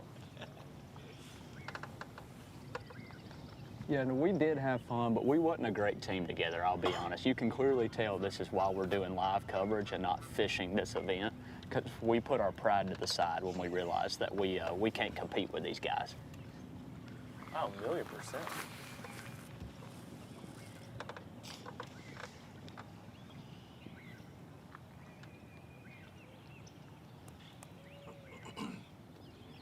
I'm one of the only people you'll ever meet that weighed in -1 pounds in a fishing tournament once upon a time. I had one Darian, fish. I know you said earlier. Go ahead. No, I was gonna say I had one fish and I wanted to weigh him in because it was a 2-day tournament. So I brought my one fish back. Ended up being shorter than, I don't know if it was a 15-incher and it, shrank a little bit and weighed, it was 14 and a half. So not only did I not get to weigh that fish, but I got a pound penalty. So my first day of this tournament, I weighed in -1 pounds.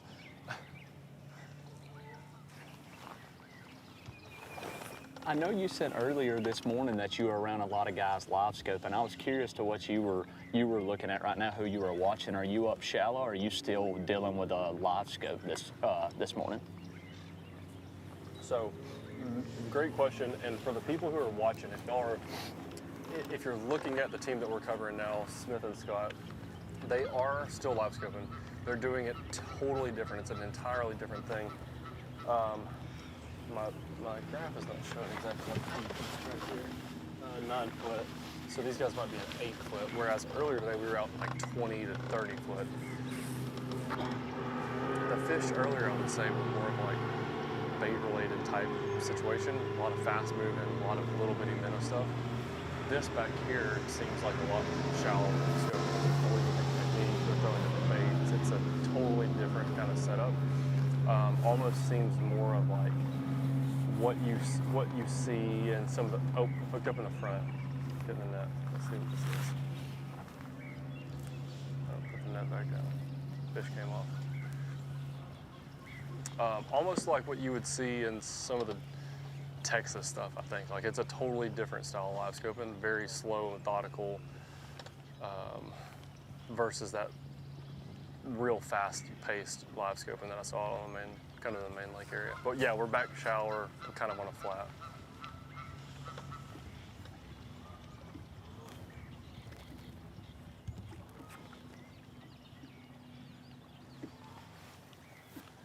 In this creek that I'm in, there's 2, 3, 4, 5, 6, 7, 8, 10, 14 or 15 boats that I can see. 15 or 16 boats that I can see from just like where we're at. And that's probably, is that a mile, maybe? Half a mile-ish, something like that? But yeah, most of them are way off the bank.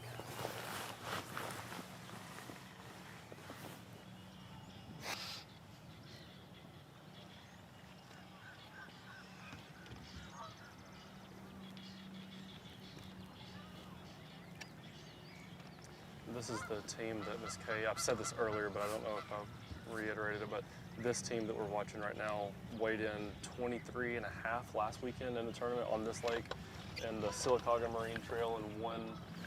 And if I remember correctly, this is the team that Trip Weldon was telling Luke that y'all better watch out because these guys are going to catch them. I believe this is the team.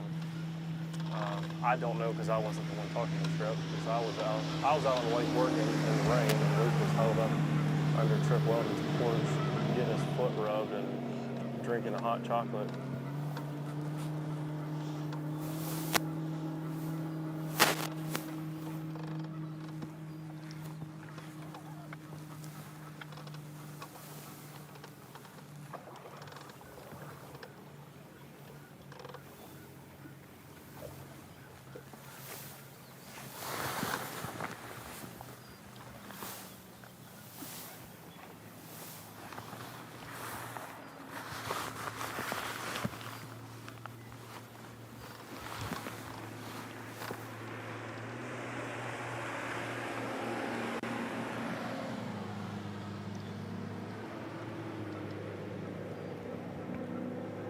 Looks like our guy's fixing to make a move. I will say one thing I find interesting, I know a lot of people watching probably fish lay or know a good bit about it, and we're still in beeswax. We're at the mouth of the creek. But one thing I thought that was interesting is there wasn't as many guys start here this morning, but now that it's getting on later in the day, you know, we have 225 boats, so now that boat traffic kind of settled down and maybe the banks got muddied up this morning, now that it's starting to settle, it looks like we've watched 4 or 5 boats run in here in the last like 10 or 15 minutes. So I think that's pretty cool to see guys letting the water, it feels like they're letting everything calm down, and now they're heading on back in here to spend some time. Very interesting to see how many moving back in there. That's a kind of a really cool observation.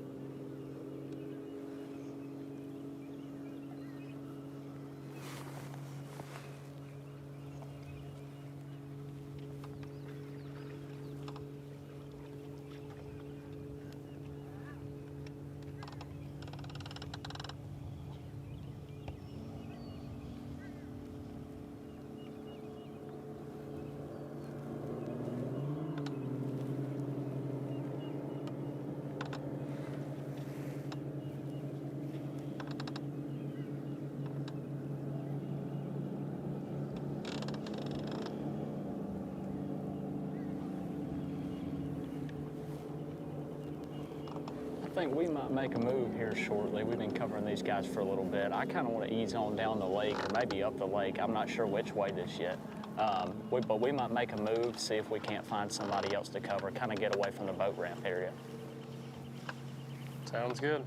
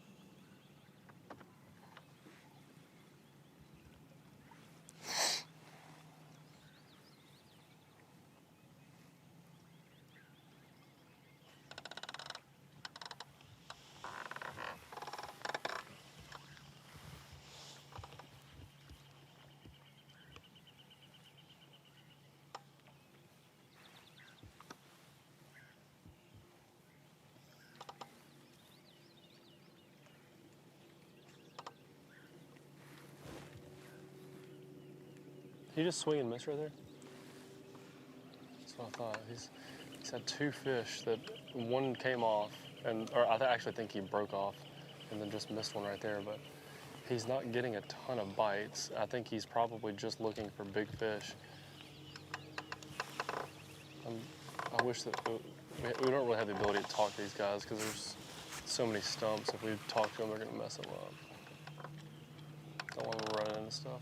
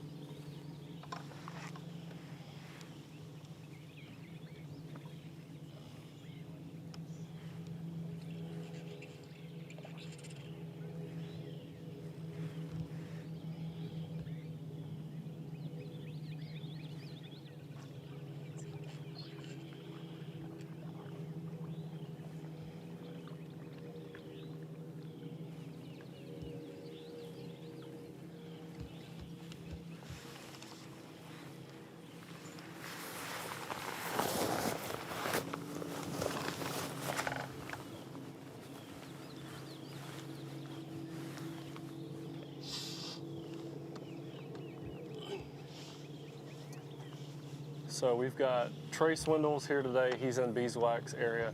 He's headed back to Miss K now. We've had Jason is down on the lower end covering some teams that he just said are really catching a lot of fish today, but haven't been able to stream Jason on live a bunch today just because some camera issues, but we're getting that handled on the back end.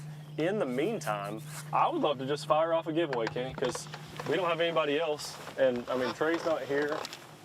Miss K didn't tell me I couldn't do it, you know? So I did have a pack earlier, and I don't even know if they've got these in the office. I don't know if this is part of the giveaway stash. I have no clue. But I do know that me and Jason both picked that this will be the winning bait today. So we're going to do some Rapala baits. I don't know if you'll get this one, but I know we've got some DT6s. I saw those last time we were here. I would love for them to give away some cleanup crawls just because that's an awesome bait. They're going to be biting that for the next couple months. And then I did hear Miss Kay say there's some Rapala hats. So let's do 2 packs. Let me grab my phone because I think I'm missing some audio here. But let's do 2 packs of baits, 2 crankbaits, and a hat. I think that's a fair giveaway. We'll do it to the winning weight. Whoever gets the closest to the winning weight, you get 3 guesses. We've done this plenty of times before. Get 3 guesses, winning weight of the tournament. If you get it, we're going to give you 2 packs of some Crush City plastics, 2 Rapala crankbaits, and a Rapala hat. We'll do that both on Facebook and on YouTube. And I just got some numbers that we've got. Looks like over 50 people on Facebook and over 150 people on YouTube. Thank y'all for spending your morning with us. The fish are biting. I'm watching a guy put the fish in the net. We're just too far away to see it right now, but we've seen a lot of fish get caught. The team that we're on last week had over 23 pounds and won their tournament. We've got several guides started in here this morning. Joey, Nanita, and Zeke started in this creek that we're in. Jason is covering 2 teams this morning already that one of them has won here 4 times in the past. He's covered those guys this morning, and also the Godwin brothers. So a lot of fish being caught this morning. we're a little slow on the camera. He said one of the ends of the cord was chewed up. I think what happened was Luke, the last time, severed the cord because he knew he wasn't coming back for the next turn. That's a Luke Duncan thing. Pick the winning weight. Comment below on Facebook or YouTube. I'm going to say the winning weight is 22-19. And I think, honestly, I think these guys are going to win it. 22-19, these guys win. Back-to-back weeks on Lay Lake.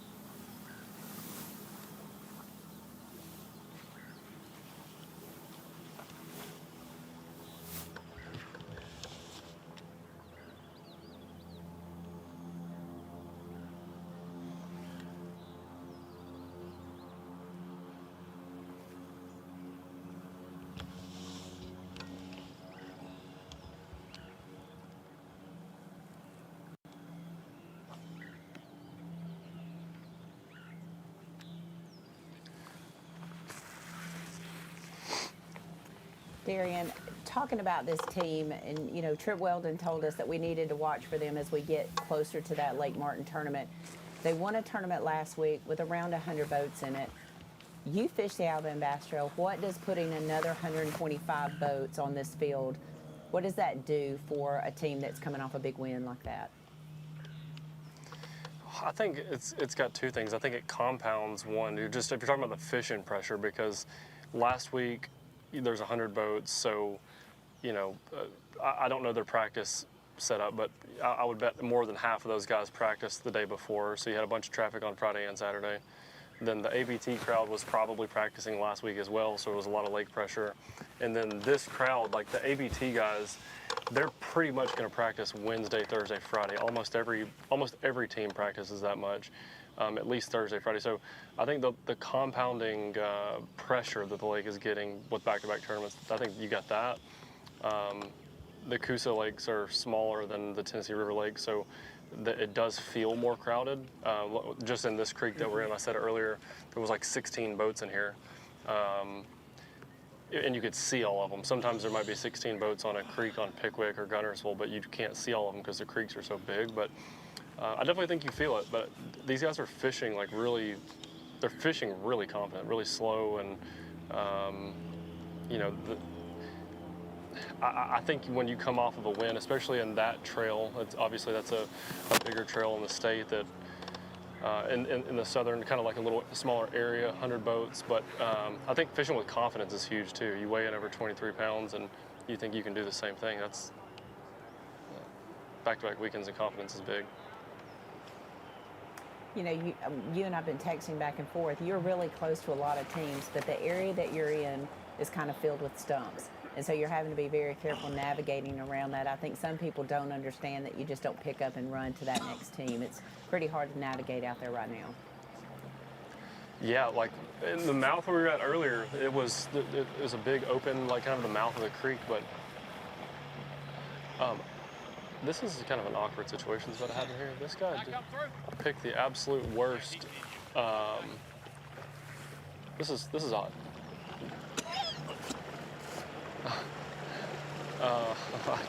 Sorry, I got sidetracked because this is a strange situation. This guy just chose to come between us, but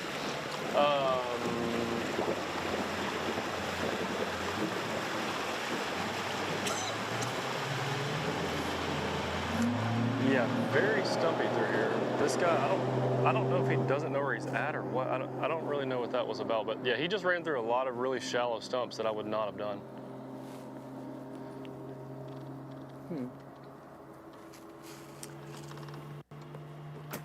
Well, I know Jason. But yeah, to answer your question, there's a ton. This area, like, there's a ton of stumps back here. So your trolling motor's hitting it. You feel like you're going to break your trolling motor every single. I mean, I hit probably 10 stumps with the trolling motor earlier, and so you've got to troll around, be real.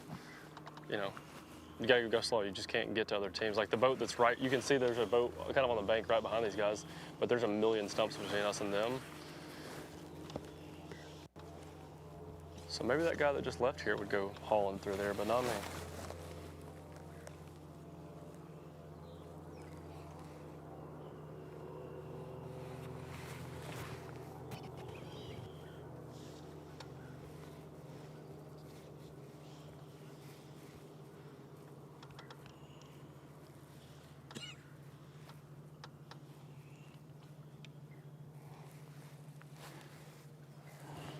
If there's anyone out there grading my reporting job, I feel like I just had an F on live TV just because I was very mind-boggled by the decision that was made there. But honestly, the team that's fishing here, Still and Smith, they didn't react to it, so maybe they didn't think it was anything. But there's a lot of lake to go behind us, and he just went between the camera boat and the guy that we're filming. But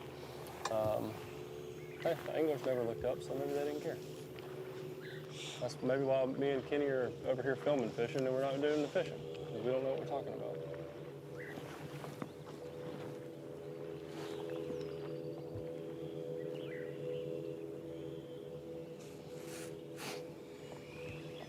Jason sounds like he is back. Jason, I was curious if you could show the crew, because we don't typically do this, but could you show on live what the situation looks like in the deck of your boat? Because there's a lot of cameras, there's a lot of like live view and a bunch of different things, the cords. Well, we Y'all can show try. that for a second so we can understand what's going on. Yeah, go ahead. Show them my little mess down there, little rat nest down there. Ignore the Red Bull and protein shakes. Battery backups. Okay.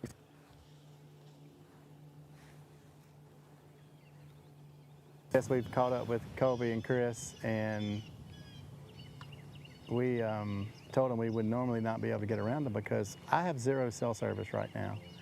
So the satellite is definitely making it happen. They got 3 little ones. They said, we pulled up, they said we missed all the action. They had 23, but you know, these guys are good enough storytellers as anybody, but they got 3 and saying that it's going to get a little bit better throughout the day. So really see them kind of pick apart this stock here.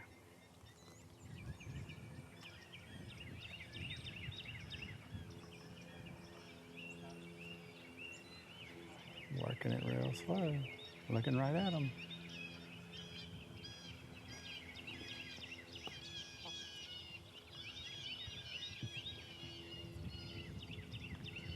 Oh, oh, oh. Oh, thought he was about to pull the trigger. Try to get you. Hey guys, sorry about dipping out alive, son. We have a cable. We're doing the best we can to stay with it. So a little surgery on the water. Look at that cast, man. Went under the motor on the pontoon. Back in there to that walkway.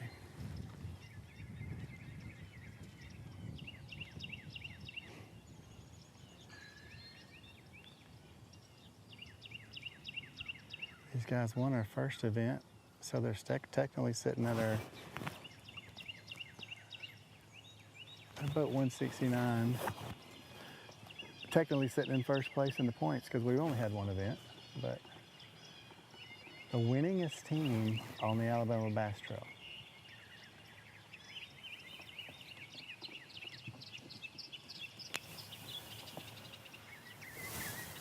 They usually hide so deep in some coves and pockets that we can't get to them because of the service, but today we found them. Not a lot of times we get to film on them very much.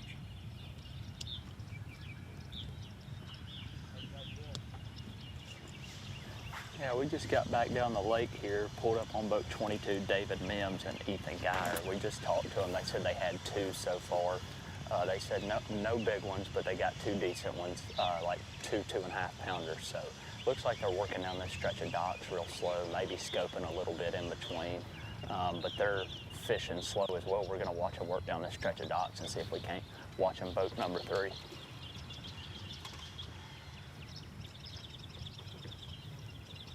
Got a little company in the back of this pocket back here.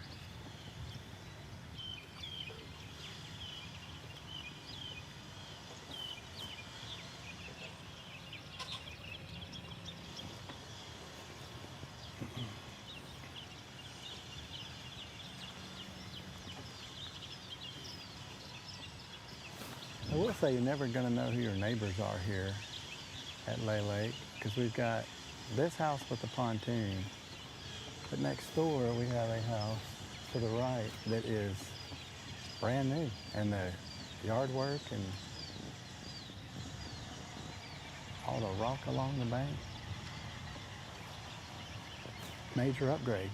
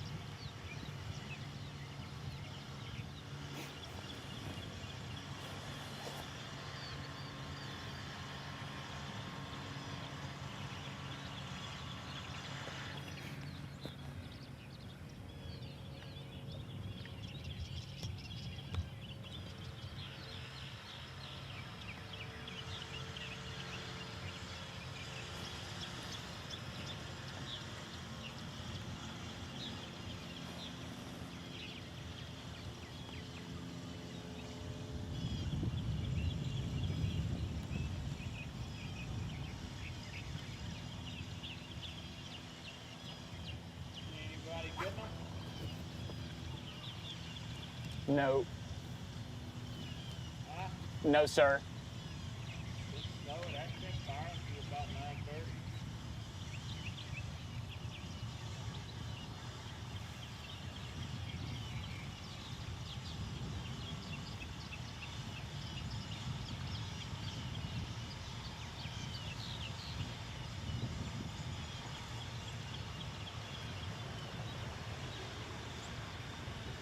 Not sure if y'all heard that or not, but they said it's typically been slower in the mornings. They're expecting it to kind of pick back up here about 9:30.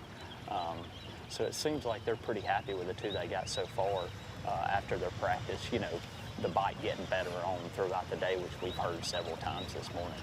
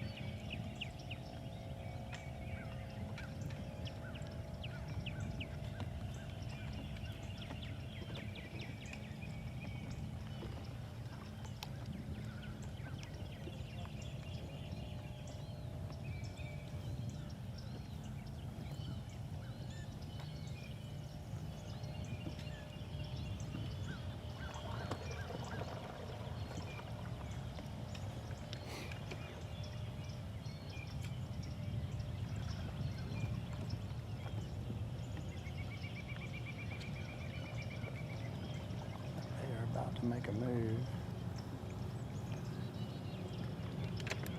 We got a team that's close that we're just gonna slide right here to them. Let them take off and get out of the way.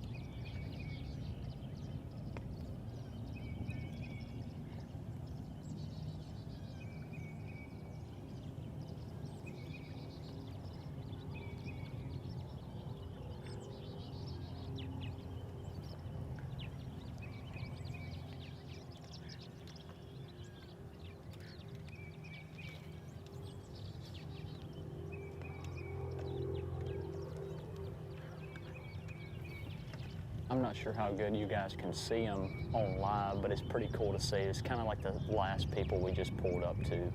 It's the same as these guys. They're kind of leaving no stones left unturned here. We watched them fish these 3 or 4 docks really, really slow, and then in between them, you know, the guy in the front on the trolling motor would pick up a minnow style bait, and scope around maybe for floaters out there. And then now they've eased to this seawall with some grass on it, and now they're looking like one's flipping some grass and one's swimming a jig. So they're kind of covering everything down this stretch. It's pretty cool to watch. We're on boat number 116, Kevin and Logan. Kevin, Logan, tell us a little bit about this morning. How's it going? Had a slow start. We got one in the boat, but it's been slow. Been slow? Practice yesterday didn't pick up till about 9. We started catching them around then, so hopefully same thing. Good deal. So,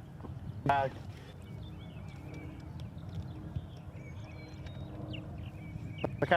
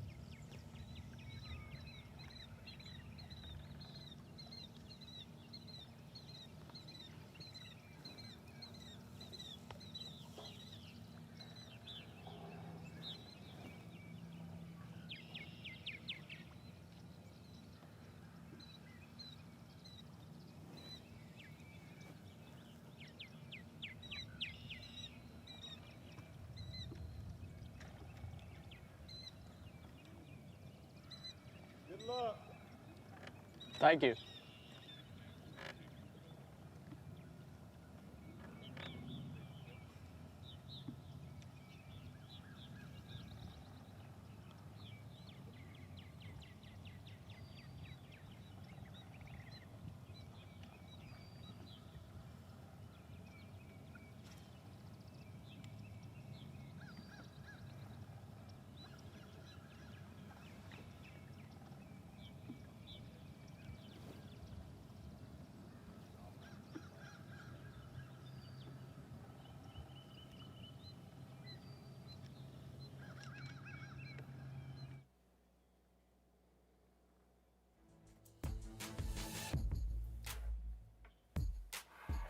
You've been watching the Alabama Bass Trail live here on Lay Lake, second stop of the Alabama Bass Trail South Division. We'll be right back. We're going to go to a commercial break, and we'll be right back out with Jason Darian and Trey Swindle out on the water. Y'all stay tuned.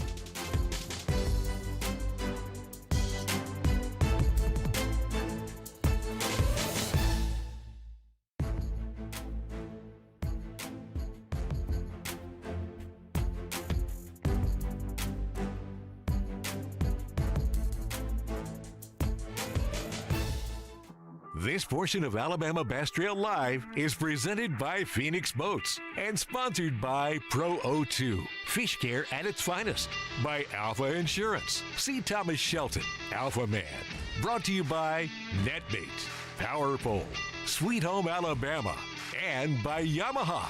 There's more to come. At Phoenix Boats, our passion for fishing is obvious. Whether it's a pro event or fishing with our family and friends, We truly love the sport of fishing. that's why our goal is to make every single Phoenix boat that goes out the door the best fishing platform it can be in both design and construction. We love to fish as much as anyone, and we believe it shows in every boat we build. Phoenix Boats, built by anglers for anglers. Remember those childhood dreams when you and your trusty cat could do anything? Well, now you're living the dream and experiencing the thrill and power of cat performance, technology, and value for real. Hey, those who give their best deserve the best. So invest in your business, invest in yourself, invest in a cat. The best machines you can own. Because your first cat shouldn't be your last.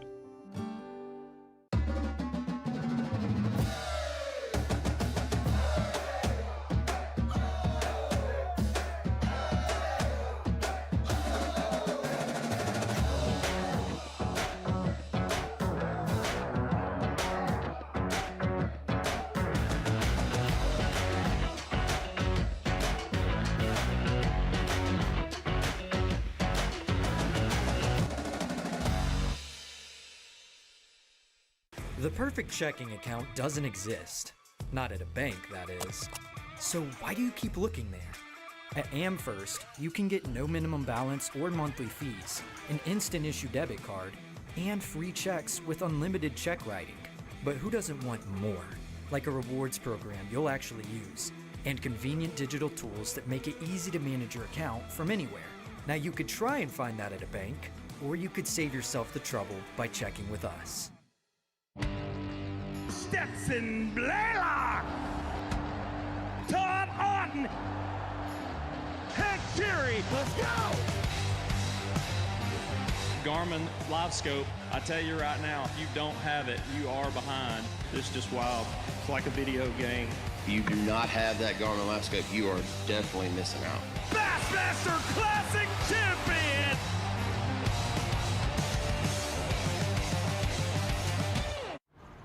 Welcome to Minnow King. How can I help you? Everything looks good. I'm friggin' starving, man. Been spawning all morning. Ugh, TMI, bro. What do you want? I'll take a Crush City freeloader and gizzard shad. Anything to drink. Water. Pull ahead, please. Welcome to Minnow King. We're gonna have what he's had. Yeah, throw me in a Ned BLT, too. Pull ahead, please. Calm down. Quit feeding so much. Hey, man, I'm trying to, man. If you overfeed him, he's gonna hide under a log. This is Jack's Country, where fishing season is getting an early start. So drop anchor at Jack's for the Catfish Basket. Just $6.49. 3 pieces of southern fried catfish, a made-from-scratch biscuit, and your choice of side. We're Jack's. We're all about the South. Welcome back to the second stop of the Alabama Bass Trail South Division. 64 degrees currently, going to get up in those high 70s. We've got bluebird skies with a little bit of wind, but not what we have seen all week. And if you've been paying attention to anything this week in the state of Alabama, we actually had snow on Monday or Tuesday, I believe. Crazy. We had 2.5 inches of snow in Coleman, Alabama, so we've ran the gamut as far as temperatures. You could lay out by your pool on Saturday, storms on Sunday, snow on Monday. It was absolutely insane, but the temperatures are warming up. The leaves are starting to get out on the trees, the blooms, the dogwoods, everything is starting to bloom. So that means it is time for those fish to get shallow and get to the bank. We're seeing guys fish for those already on live this morning. You still see guys out in the middle doing the live scope thing, but more and more this weekend, as we saw Rutland and Cardin up against the bank, flipping docks, doing some shallow water fishing, Hurst and Hurst doing those things as well. And as Trey mentioned, back here in Beeswax Creek, which I can see directly from the live studio, we're seeing guys and ladies do the same thing. So maybe we're going to see some old school fishing today. It's going to be interesting to see how everything plays out. We have mentioned Jason's having a little bit of camera problems out on the water. We're running a cable to him now. Darian was trying to work his way through those stump fields. I did send him the question that you asked about, are they on his mapping? As soon as he is safe to give you that answer, he will do that when he comes back on live. And then Trey is actually taking that cable to Jason. I do want to remind you of the weigh-in starts here at 3 p.m. at Beeswax Park. Again, huge shout out to Shelby County Commission and Discover Shelby for being our host, but also the expansion of the parking lot here at Beeswax. The added docks that they have put in here in the last couple years is really allowing us to host big-time tournaments here on Lay Lake. 12,000 acres. If you're not familiar with Lay Lake, it is 12,000 acres in surface area, and just an absolute gem. You've got grass, you've got drop-offs, you've got just an amazing, you saw the retaining walls and different things like that guys are fishing. And back here in Beeswax, I'm not going to lie, this is to me one of the fishiest areas of the lake. I know back when I was out on the water doing live, Robbie Floyd would always refer to this as the Boyd Duckett Creek, and Kevin Van Dam Creek. I think he won a Bassmaster Classic right back here. So did not get a chance to see Robbie at the Classic this year. I know he was out following some of our guys, but it's always fun to be back here at Beeswax. Kendall Williams and their team at Discover Shelby do a fantastic job in being our host. So I also want to remind you, if you did not see last week, that we did drop our ABT 100 schedule for the 2027 season. We'll talk about that a little bit later in the wrap-up. We'll talk about the new ABT 100, the changes and the dates in the schedule. So, hey, the control room's telling me we can talk about it right now, so let's do that. We'll flash the schedule up for you, talk a little bit about the changes. As you can see, January the 16th, we are going back to Lake Gunnersville. Will that 32:02 record be broken at that time? Lake Gunnersville, January the 16th. Then we'll be right back here at Lay Lake on June the 5th. I believe that's correct. June the 5th, Lay Lake right here in Columbiana, Alabama. And then also we will be at November the 6th, we will be at Smith Lake in Coleman, Alabama to round it up and finish the 2027 season. But some of the changes are the entry fees went from $1,000 to $2,500 for each tournament, so that's $7,500 entry fee. We went to a $50,000 first place prize. Crazy to me that someone could walk away with $50,000 plus an $8,000 Phoenix First Flight bonus, $2,000 from AmFirst, $1,000 from Garmin, $250 from Yamaha, or actually on the 100s, it's $1,500 Yamaha Power Pay. Easily, some team could walk away with over $60,000 on a one-day tournament right here in the great state of Alabama. Paying 30 places, that's 10 additional places than we've paid in the past, and 20 or 30th place takes home $2,500, and there is a $1,500 Big Fish bonus as well. So a lot of changes. You can find all of the information about the 2027 schedule on the Alabama Bass Trail 100.org. In the news section, you'll click on the 2027 changes for the Alabama Bass Trail 100.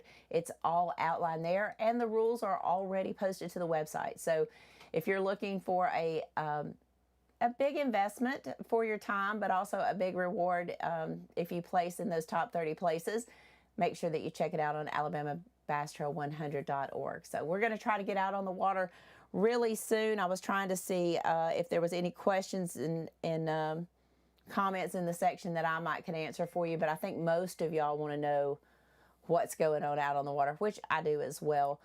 Some of the teams that we picked to win, I know on the podcast this week, Darian Craig picked Noah and Cole Godwin. That's who he felt like was going to win this event, but I don't know if he just looked past the Zeke Gossett and Ethan King, the Steele Smith and Kevin Scott, Hall Hobbs and Lucas Brown.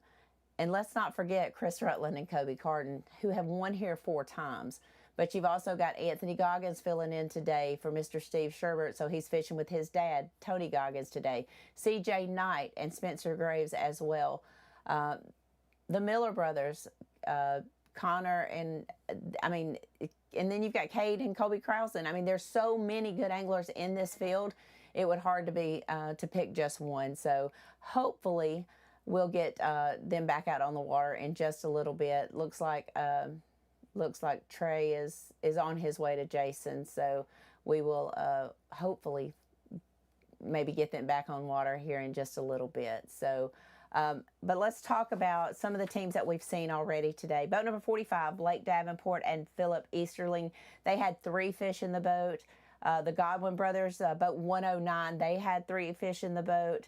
137, Steele Smith and Kevin Scott had 1 fish in the boat. We saw them have several bites. They just didn't get them in the boat. Not sure if those were catfish. But as you might remember back at Gunnersville, we saw a ton of drum caught on camera. So here we're dealing with catfish. But 186, Hurst and Hurst, former ABT champions back at Smith Lake. They had 2 fish in the boat, felt like they were about 5 pounds for those 2 fish. So the good size, but not the ones that they want to win. Chris Rutland and Kobe Carden reported to Jason that they had 3 fish in the boat, but hopefully they were going to be culling all 3 of those. Sims and Geyer, boat 22, had 2 fish in the boat, and at boat 116, I'm not sure that we heard any fish reported on that team. So far we've covered about 8 or 9 different teams. Pretty good. This lake is only 12,000 acres, but it is almost 300 miles of shoreline. So there's a lot to figure out, especially when these guys are fishing back in the creeks against the shoreline.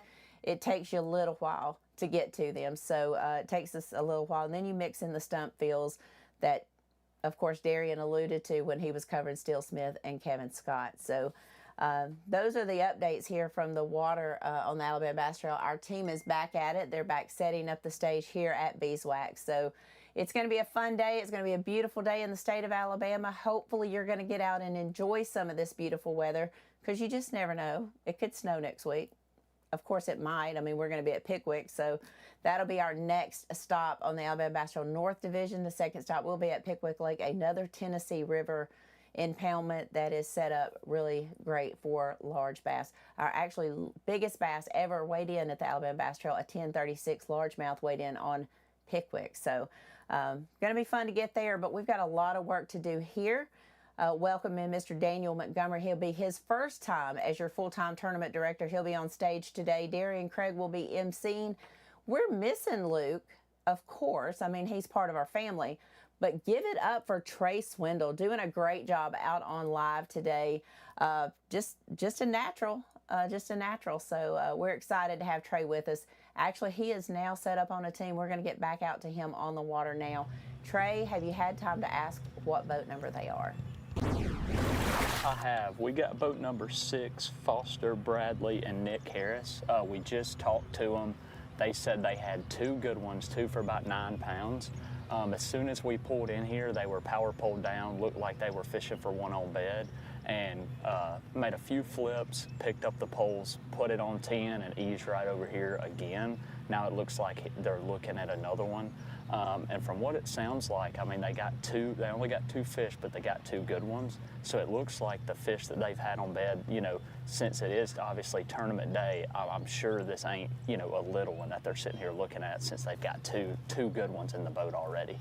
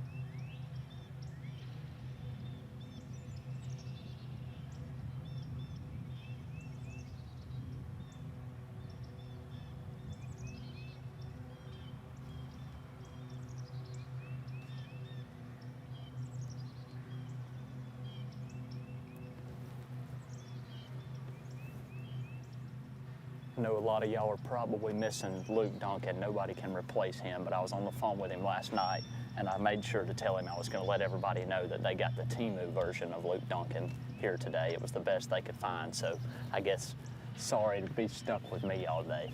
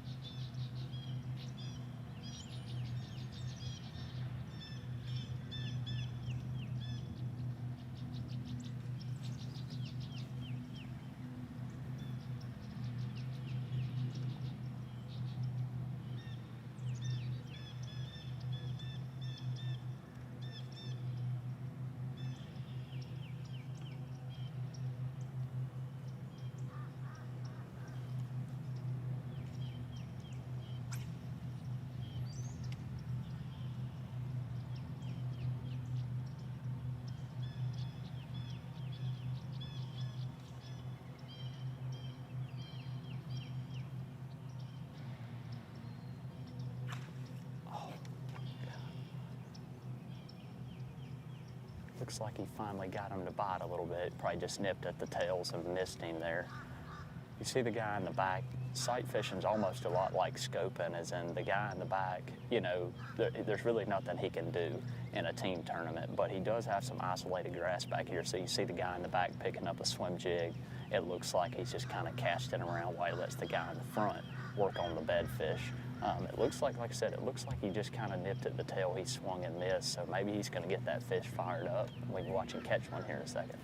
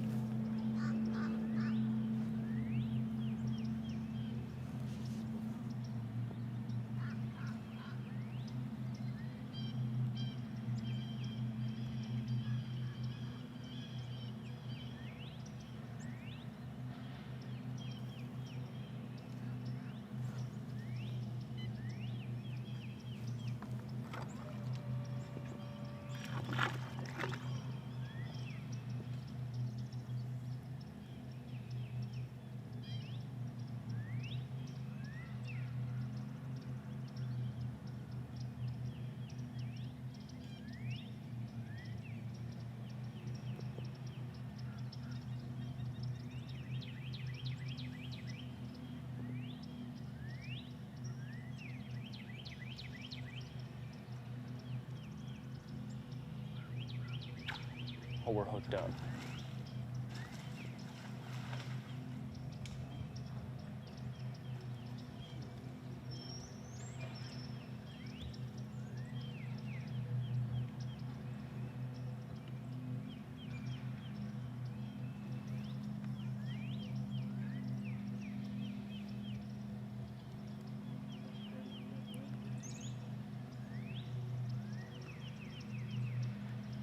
We'll see if we can't get him to tell us a weight as soon as he puts this thing on the scale. Maybe he'll throw us a bone and tell us how big it is. Maybe he won't lie about it and say it's a pound lighter. Looks like a really good fish.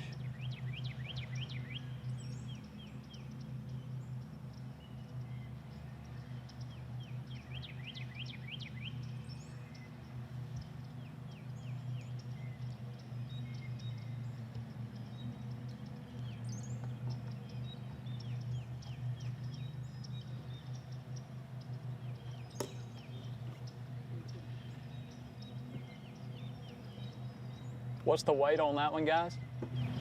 3 3/4. 3 3/4? Yeah, 370.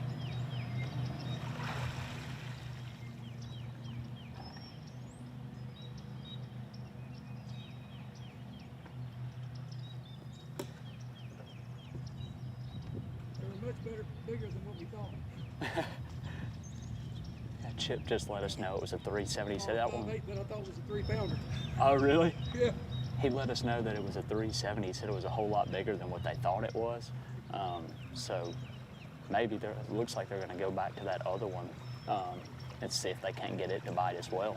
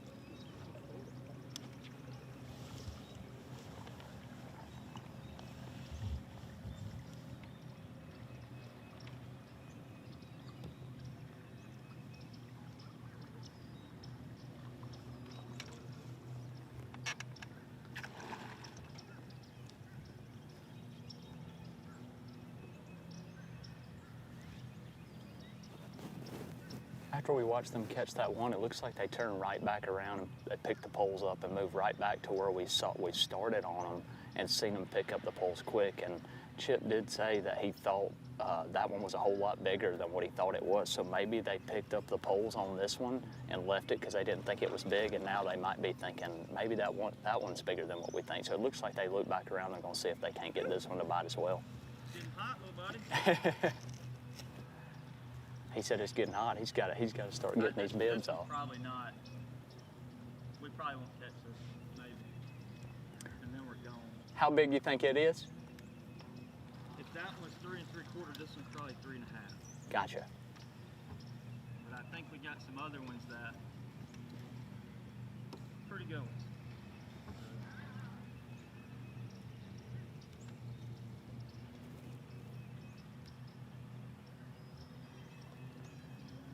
Yeah, that's what he just let me know. He said that this one right here he thinks might be 3 1/2. He said he didn't really know until he caught that one. He said this one's not as big, but he said it's probably a 3 1/2 pounder. He said they're not going to give it too long. He said close by, you know, they have several. He didn't really give me any weights, but he just said we have several better fish that we're going to run to. So it doesn't seem like they're too worried about getting this. You know, he said maybe 3 1/2 pounder to bite. So it sounds like they've got 3 fish. They can kind of take it easy, relax a little bit. Now they might be going head on to maybe a couple 5 and 6 pounders they got on bed. You'll see him shaking the butt of his rod like that when you're bed fishing. And I know a lot of people know, but for the people that don't, you know, he'll flip it in there and he wants to move the bait. He wants the bait to have action, but he doesn't want it to move off the bed. So you'll see him shaking the butt of his rod with his hand, just trying to get it to move, just not drag it towards the boat.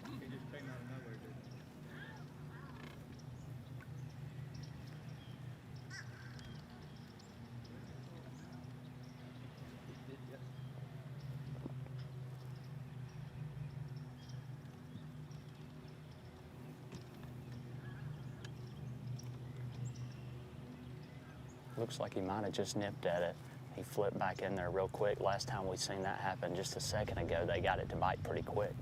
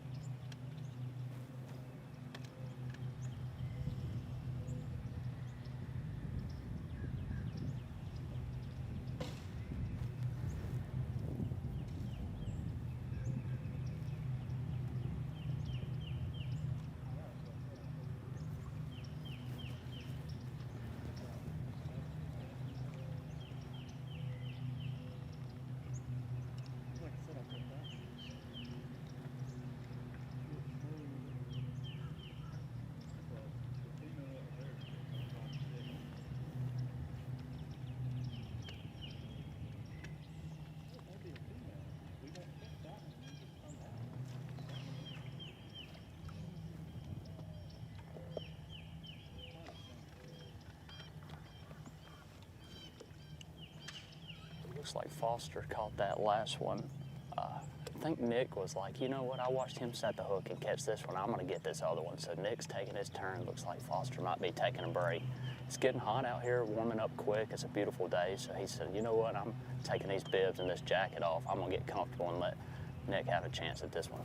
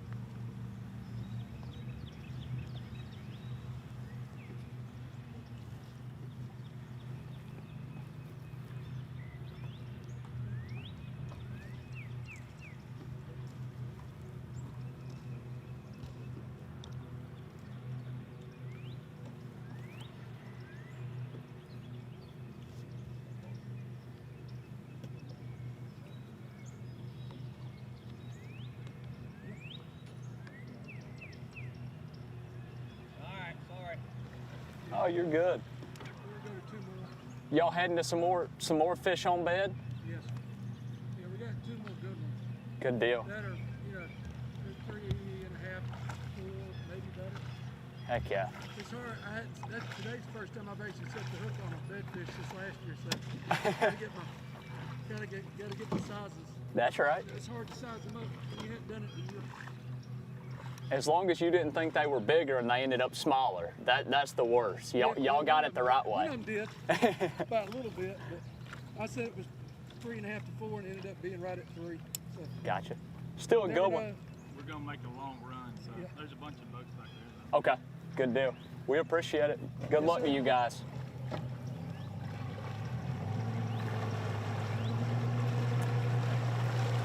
Yeah, they just let us know that they're gonna run to a couple more bedfish. He said they got some in the 4-pound range.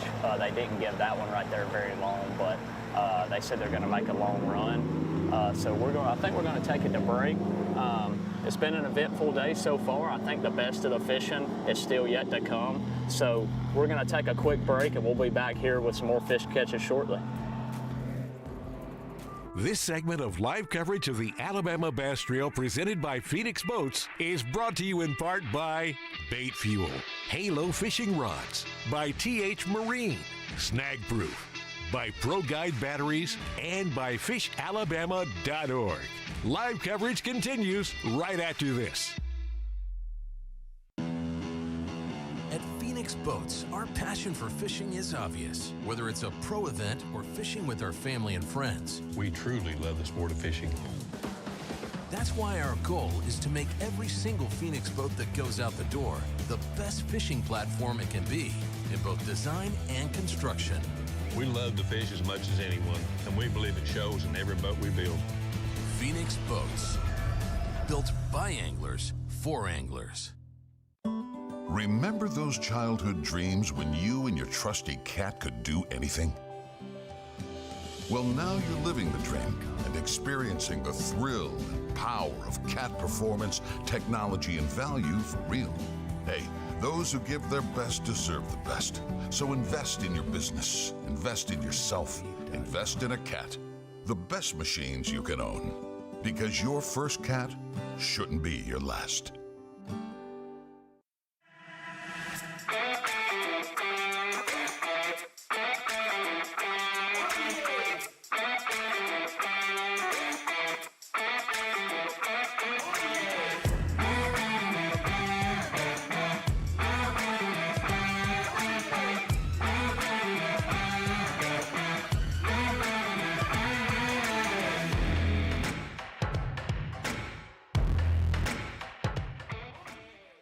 I want to talk to you about Piranha 02.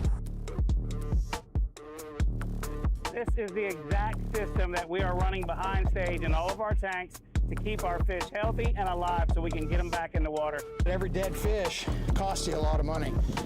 So I've been really impressed. It's an oxygen enrichment system that helps out, keeps these fish alive. That lets you catch and release them.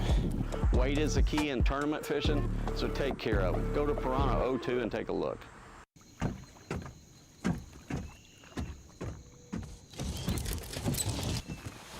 Nobody wants to run out of power when they're on the water. There is a better way.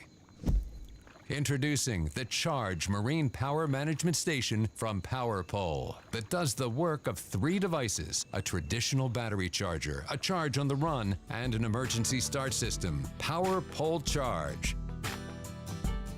Hey guys, Pro Angler Dustin Connell here, and I get all my vehicles here at Larry Puckett.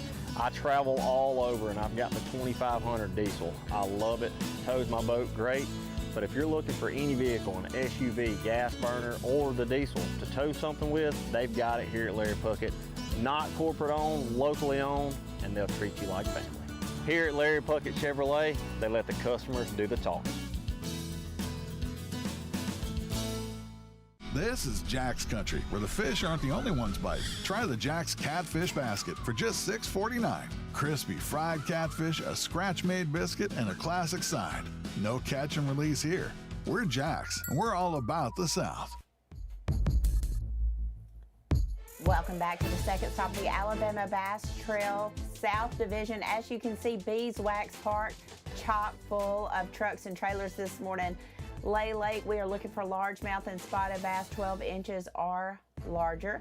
I know everyone is really focused on that larger, but that is what it looks like when you pull into an Alabama Bass Trail event. 225 teams parked graciously in Beeswax. We did have just a few, maybe 15 or so come by water.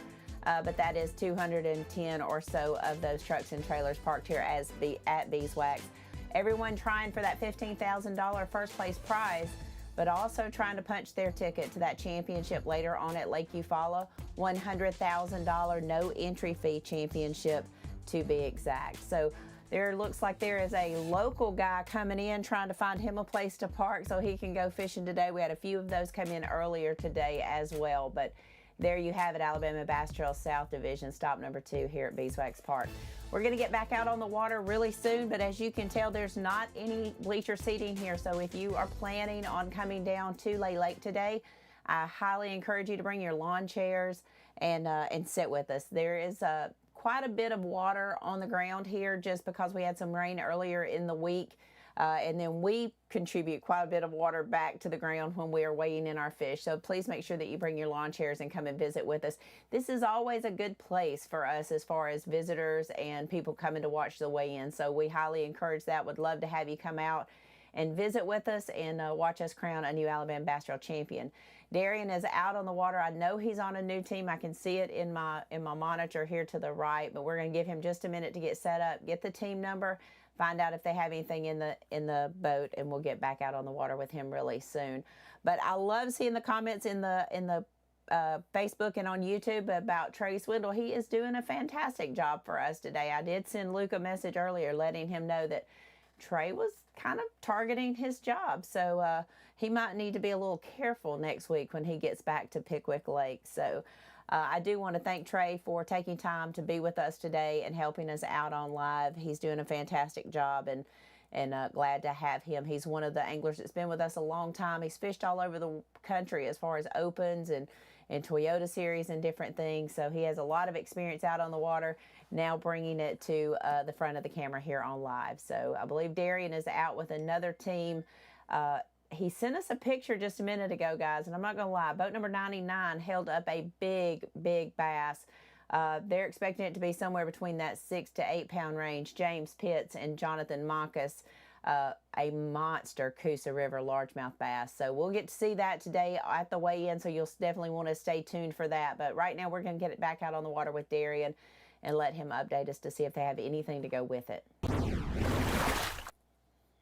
Well, we are caught back up with James Pitts and Jonathan Monkus and pulled up, and these guys catch them just about every time every ABT, it seems like these guys got some fish and got some good stories to talk about. But as soon as we pulled up, he had one in his hand that, what was that, probably 14 inches long, 15 inches? It was a smaller one.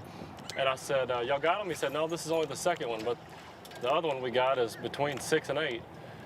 I said, inches or pounds? And he said, no, pounds, it's a big one. And held it up. They actually pulled it out of the live well for us earlier. I took a picture of my cell phone. The camera wasn't ready at the time, but I did post, or I got told we're posting that picture on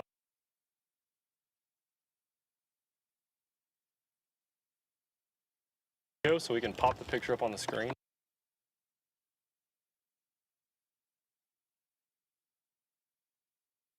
I bet. What did you catch it on? Old spinnerbait. Old Faithful. Old Faithful. Got a little stain in the water.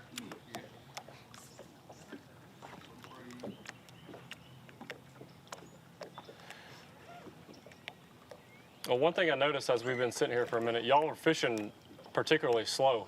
Yeah. Working a bunch of, does it have to do with the watercolor or what? I don't know. I think the cold front kind of slowed the fish down a little bit. Yeah. I mean, we struggled during practice. We caught catch that mini. Okay. In here. Just slowing down. Yeah. Yeah. Just by slowing down, and we couldn't get them hit anything moving yesterday, but like a hollow body swim bait. But today, caught that one on the spinnerbait. Yeah. So we're gonna keep throwing it. Hey, we're doing all we can do. That's right.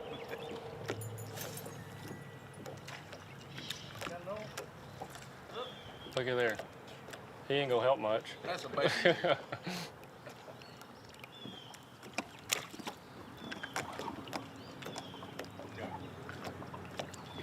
Did you catch that big one early this morning or what? No, not early. Yeah.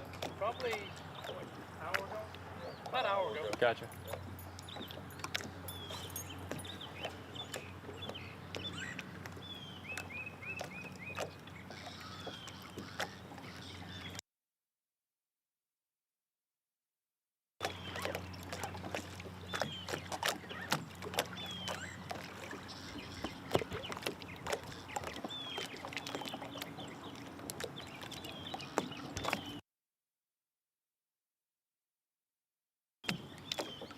That was probably a fluke. That'll probably be the only fish that likes to spinnerbait.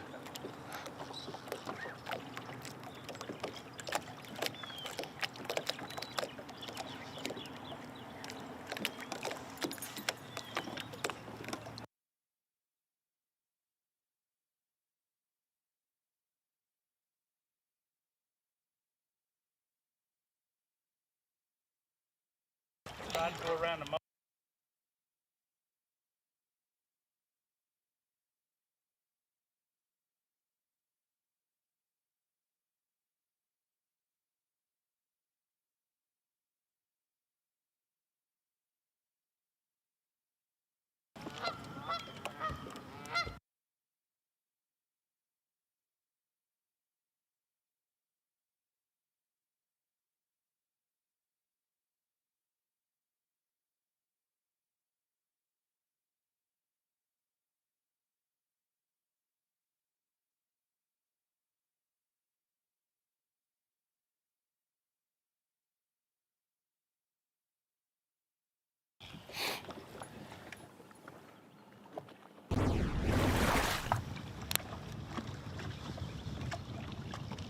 Good deal. I'm not 100% sure. I think we're on boat 119, Ryan Schroeder and Kyle Schroeder. I'm not 100% sure.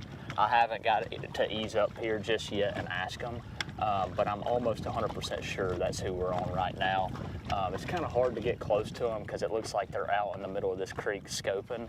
So it's kind of hard because they're just all over the place chasing individual fish. So we're trying to stay off of them as much as we can. But I think it's boat 119.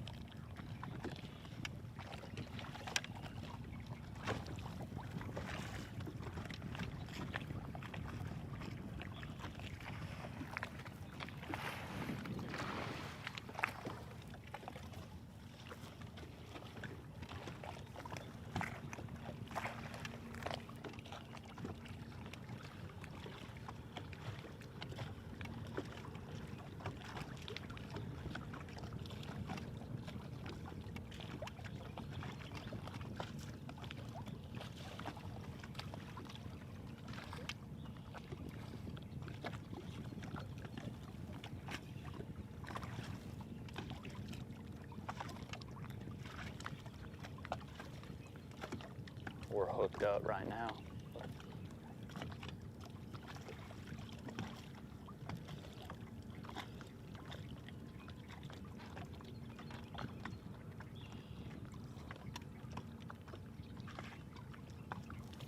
Looks like it might have been some sort of catfish or drum. They put the net away pretty quick and reaching down there now.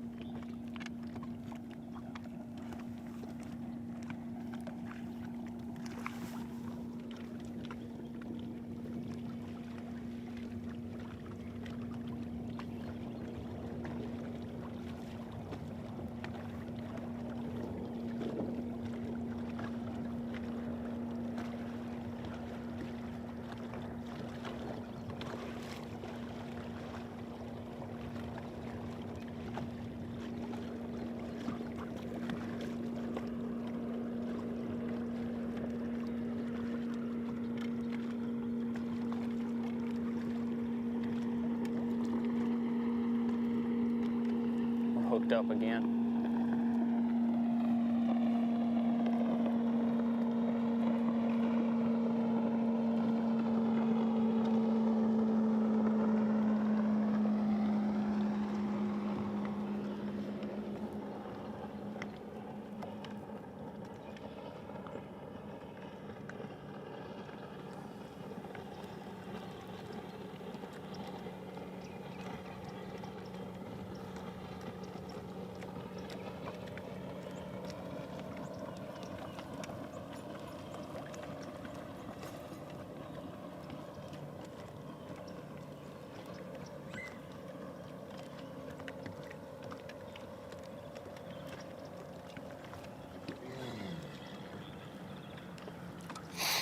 We're still with boat number 99 working the same bank. They're fishing slow, but I think, you know, in beeswax here in this creek, like it's, obviously this is like one of the main ramps that everyone puts in at. It's the ramp that the tournament's going out of. So everyone that's practicing, most of the time you're putting in at this ramp.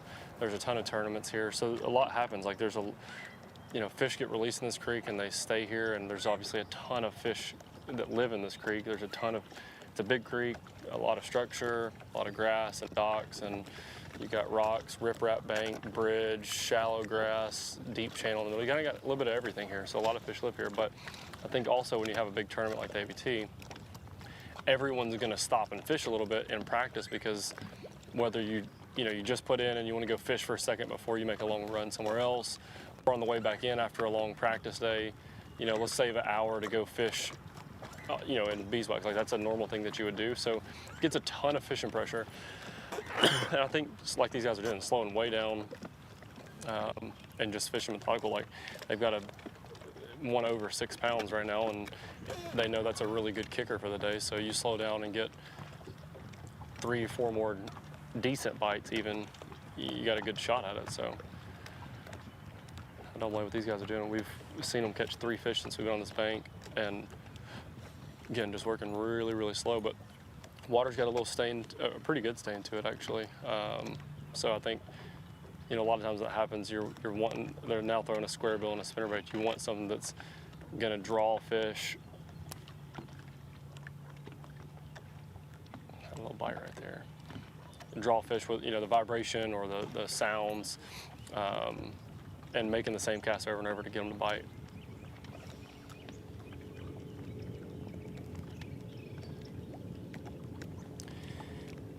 And I wanted to go back. There was a question earlier on Facebook that asked,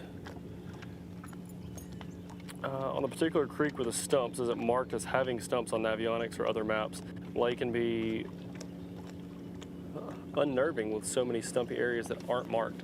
This particular area was marked, but it's marked, and so you know that they're there, but that actually doesn't really help you a ton. You're not running through an area that you just don't know has stumps, so at least you're safe in that aspect. You know to slow down, or you know to troll around safely, but still that doesn't help navigate. Just because the stumps are marked, or it shows that there is stumps in the area. Obviously every single stump is not marked, so it's still very difficult to navigate around back in that creek that I was at, because there's hundreds of stumps, and there's just a few dots showing where they're at.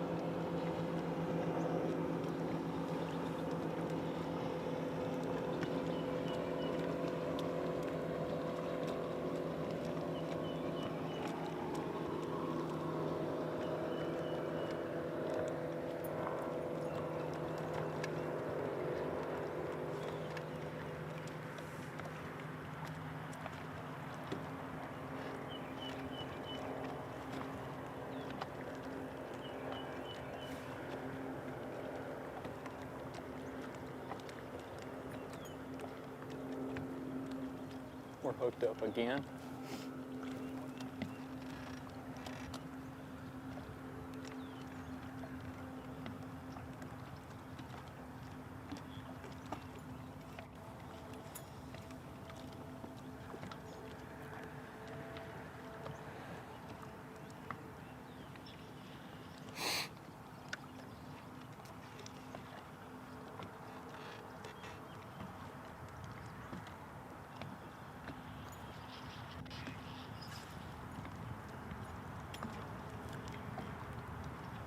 looks like it might be the wrong species again. I'm almost positive we're with boat 119, Ryan Schroeder and Kyle Schroeder. It's really hard. I wanted to confirm that so we make sure we got the graphics right for everybody, but it's so hard to get real close to them when they're scoping. We've tried to get close a couple times, and they just spin around. They're chasing roamers out here in the middle of this creek on this flat right here, so it's really hard to get close to really confirm that and know what they have in the live well. We've seen them catch a couple fish, and it looks like a couple trash fish, a couple crappie, catfish, stuff like that. Not the right species they're after right now, but they do seem to be getting bit pretty often out here.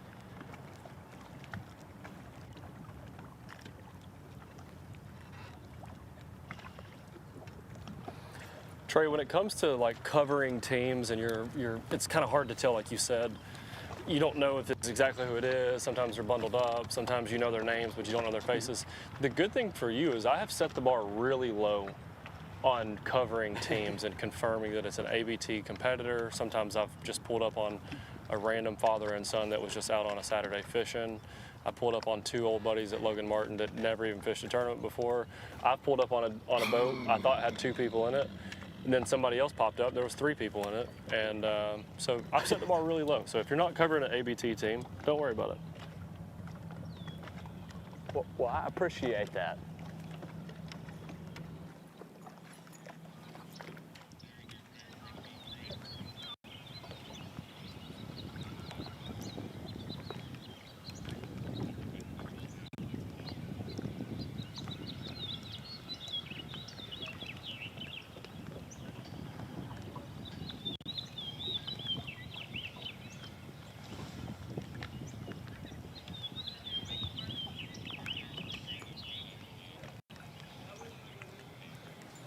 Let's see if we can pull.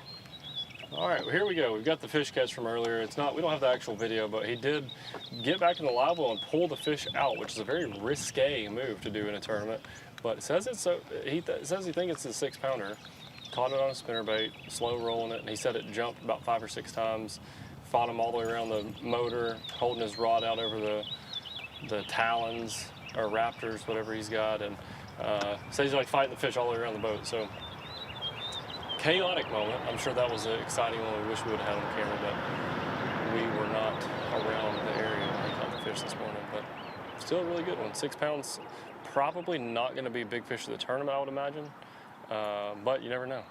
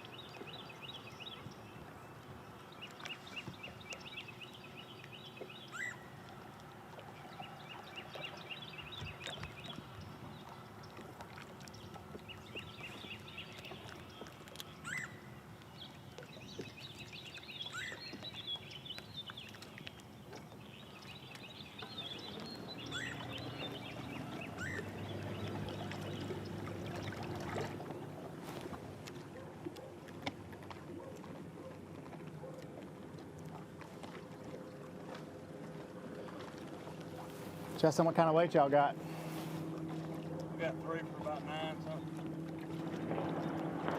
They was in here good yesterday, man. It's kind of hard to tell with all the weather we've had. We're about to bail on this place. How was practice? Yeah.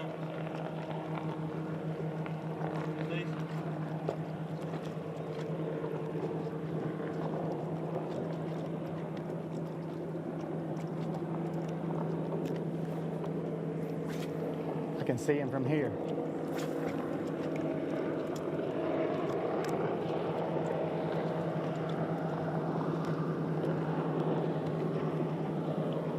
I can see his running out from here. And I can see the fish on it.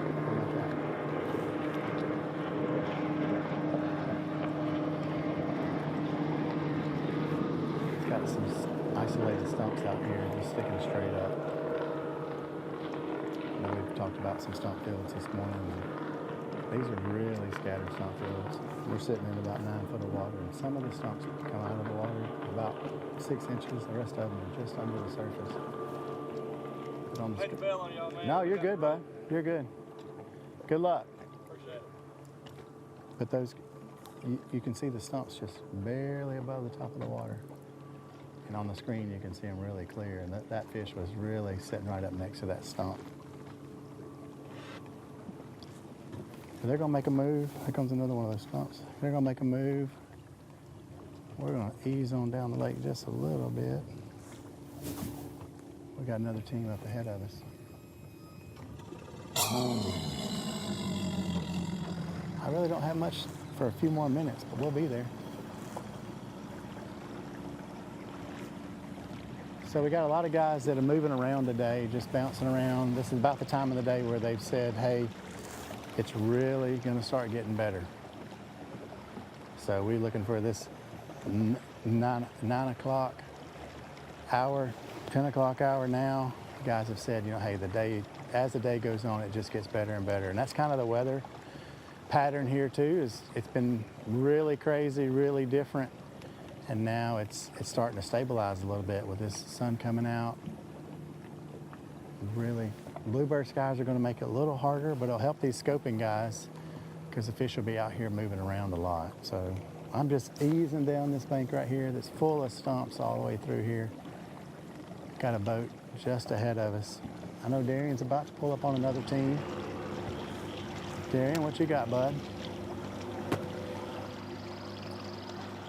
Well, to be very honest, I don't even know if these guys are fishing our tournament or not yet, because I was trying to help Jason out so he can go to another boat. Trey's making a little move.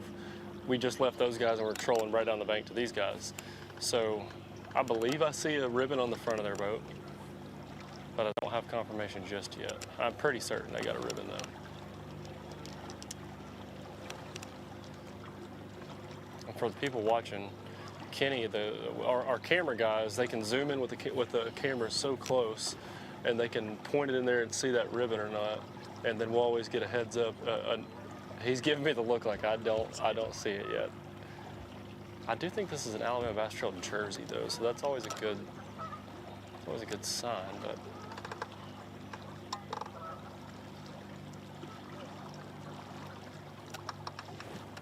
don't know yet, ladies and gentlemen. This could be my 11th tournament of covering someone that's not fishing our tournament. I mean, he's got a green ribbon, but is that our ribbon? I thought we had a checkerboard ribbon.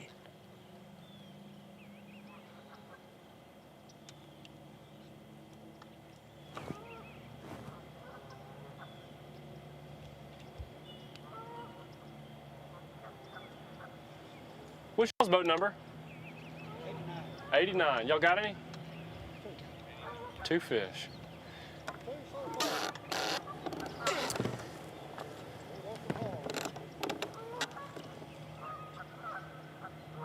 You know, I think it's happened 2 or 3 times that I asked somebody what their boat number is, and they said we're not fishing the tournament. Well, that's always really awkward. But this team, Eric Farnham and Susan Farnham from JS, Mississippi.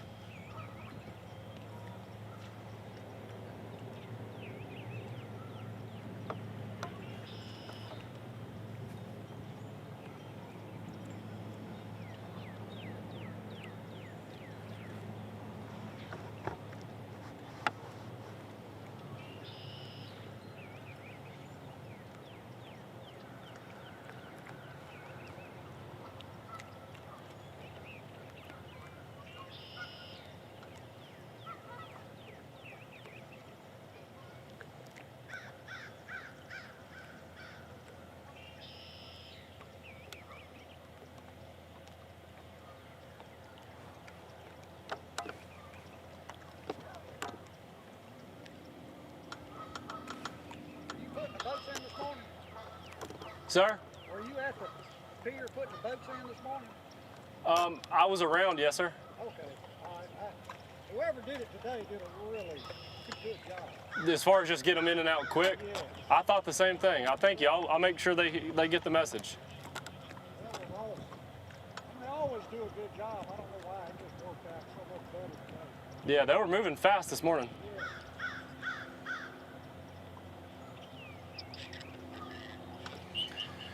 Look, guys, I just want to take this moment and say the traffic of the mornings for most ABT tournaments, not all of them, but this one in particular, this morning, I had to get out there and help.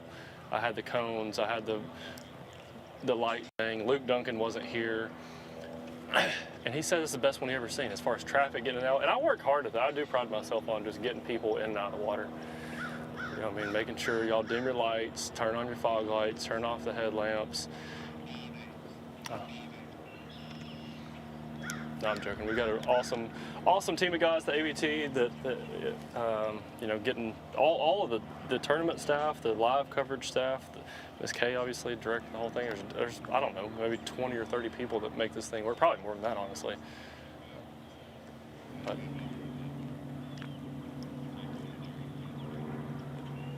they talked to y'all this morning? Didn't think so. 158 Colton and Garrett repping to Florida. Got the Florida hat, just left the beach, jumped in the truck, and said, let's go fishing, right? Yeah. What kind of fish we got today? It's a little different than everything we did in practice. We ended up catching everything on some finesse stuff, drain pumpkin, slow. Got 12 pounds now. We got one of the biggest. Okay. Down the lake, start scoping. So it was a little delicate touch in practice. Yeah, we had some good bites on streaks in practice, but today it's been like they're a little scared. Yeah. 225 boats blast by them in daylight. Yeah, they run by with wide open at them. Yeah. I don't know. Probably hoping for some big flipping bites towards the end of the Yeah. It's kind of working a stump row here. Yeah, just this, that's a flat. It drops off right here where we're sitting. In practice, we caught them on the upside of them, which is weird, but the current's not doing what I figured it would be doing today. So Okay. I don't know. How many guys years y'all fish with us? This is our first year. I was about to say I didn't recognize you guys. So We did really well at Jordan, so we're trying to keep it going. good. Where'd y'all finish at Jordan? 4th. Wow, really good, guys. Yeah, so we're just trying to survive this one. Yeah, Trying to make that you fall. that would be a good day. Yeah.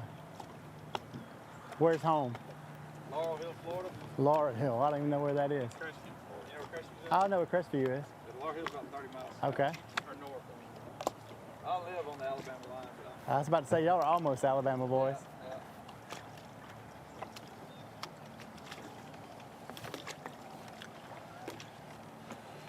Jason, while you were having that conversation, we got one caught on a spinnerbait that is absolutely barely a squeaker. I mean, this fish is, wow. I guess it's got a 12-inch limit here, and that one is 12 on the dot and probably weighs 0.8. Diet Mountain Dew big bass, small bass.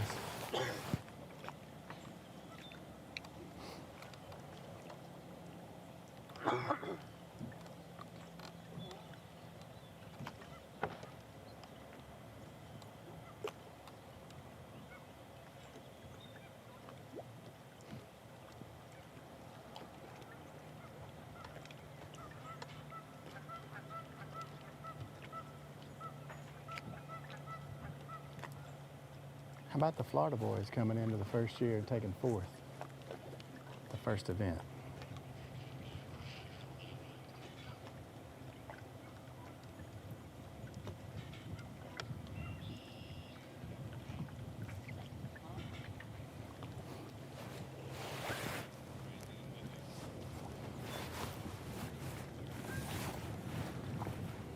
Yeah, we're on boat number 109, Noah Godwin and Cole Godwin.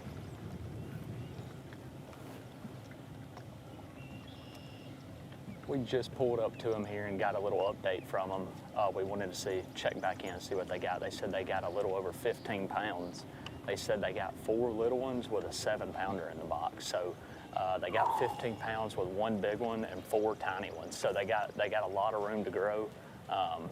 And I think you can tell by the way they were talking, they know that. So looks like they're pretty excited for the rest of the day. We're gonna hang around and see if we can't watch them cool up any.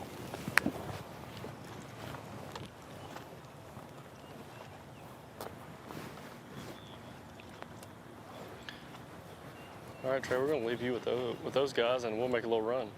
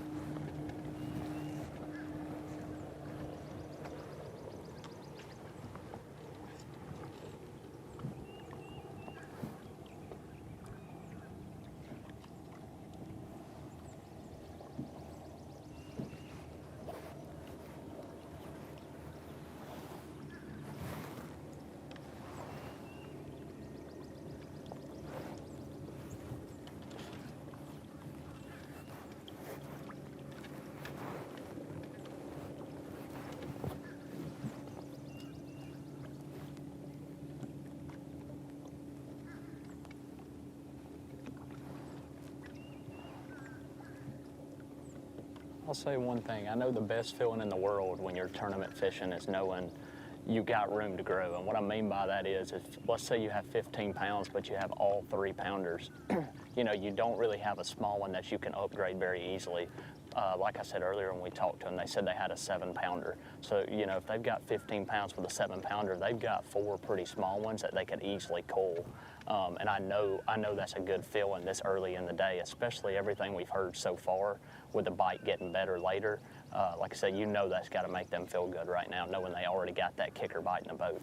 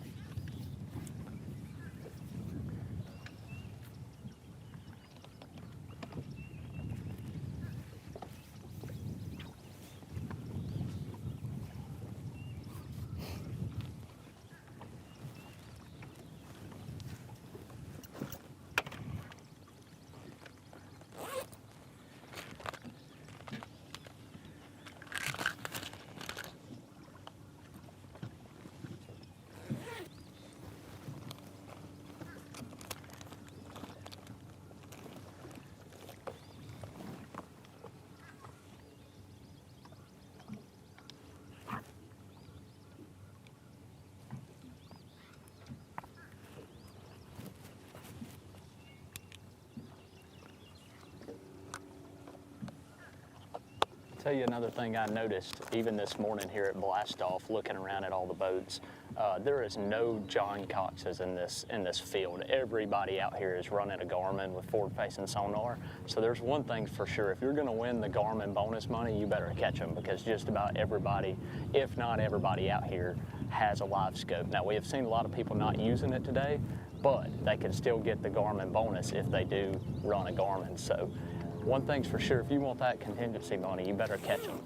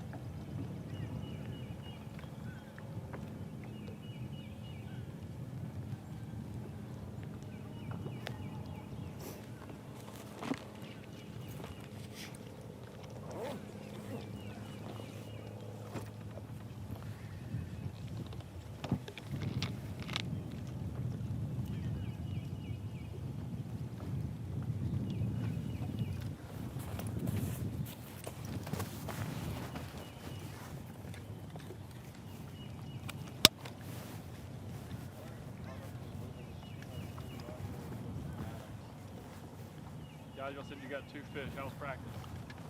Practice was awful. That's why we stayed around here. Nice. That was a good one. Practice kind of left up. What's the run off of? Yeah. Just don't waste time running and just get in here and fish. You didn't tell me it's always the lead fish.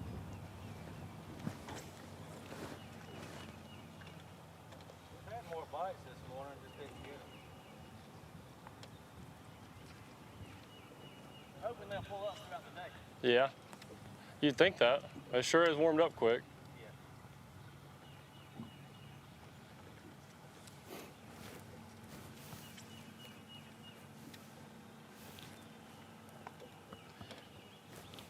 Y'all done any scoping, or y'all just mainly committing to shallow fishing? Mainly on the bank. Yeah. I mean, I haven't quite figured out the scope yet.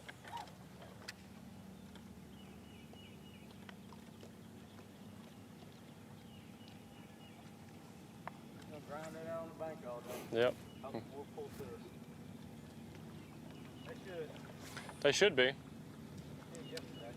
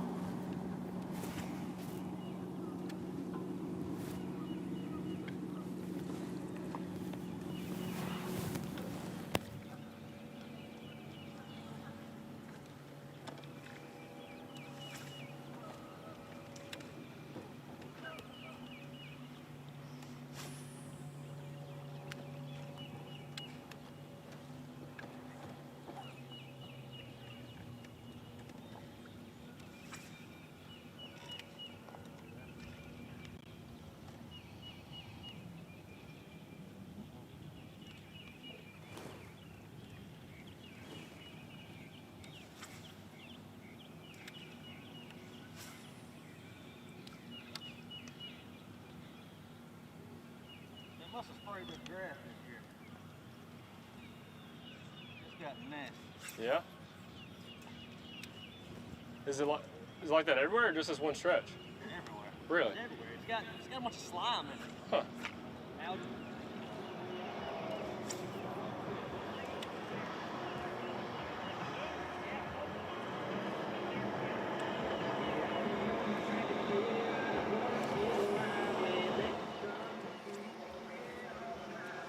There's Luke Duncan right there.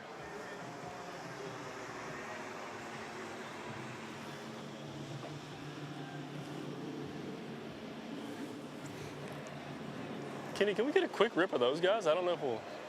That's Luke Duncan and I can't see who the other one was.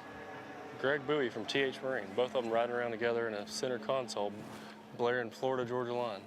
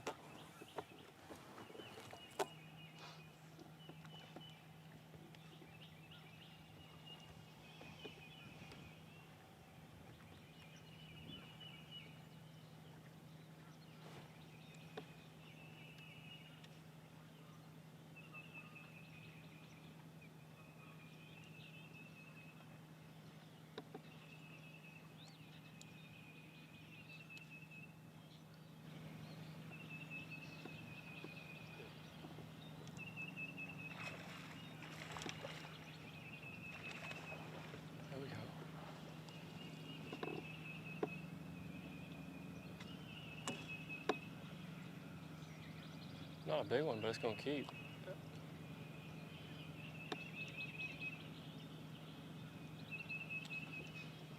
There we go.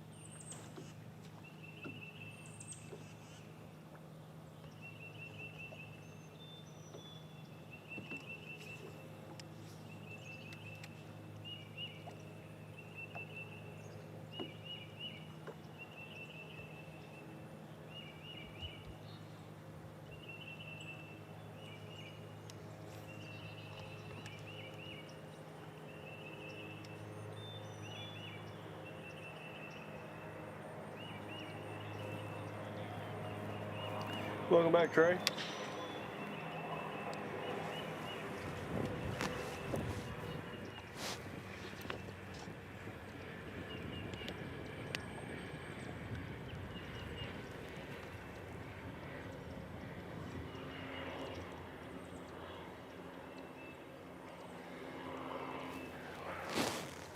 There's been 2 back-to-back airplanes try to land right here outside of Beeswax.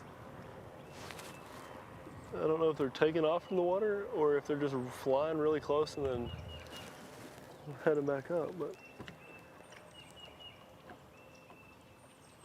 they just happened back to back, 2 different ones of them. Trey, I can't hear you. If you're there, you don't have good audio, but if you are there, I'm gonna make a little run to find somebody else. Good deal. I'm back. I had a little technical difficulties, but I am back. No worries, no worries.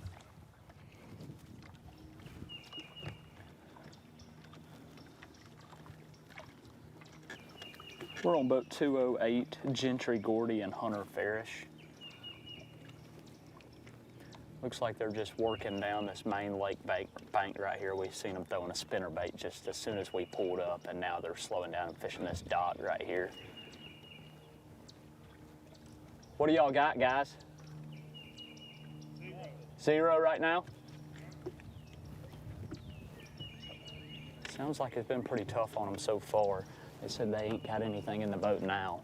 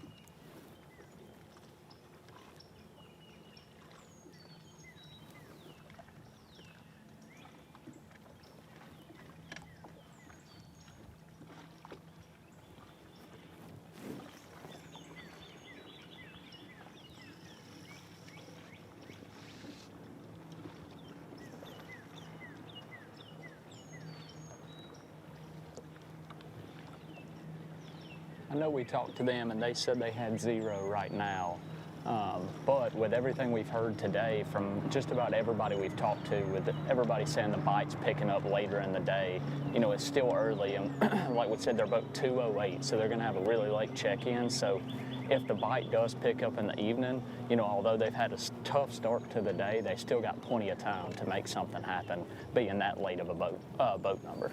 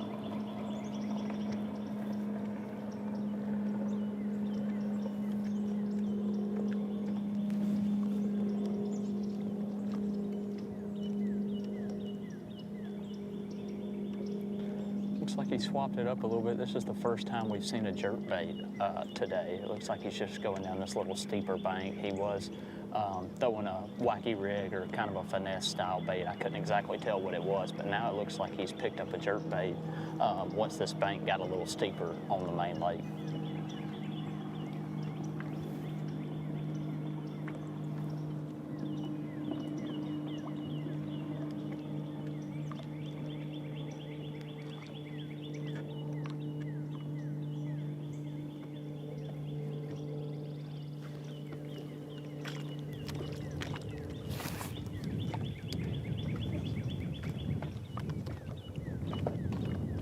Jason, you here with me now?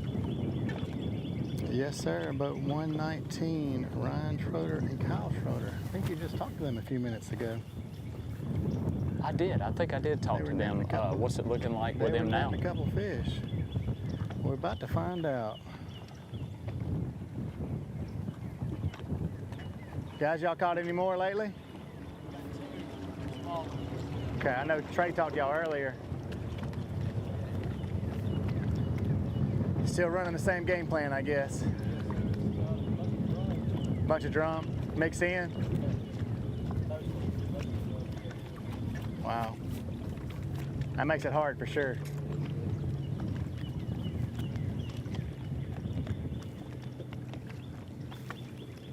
Well, they got the drum pattern going here.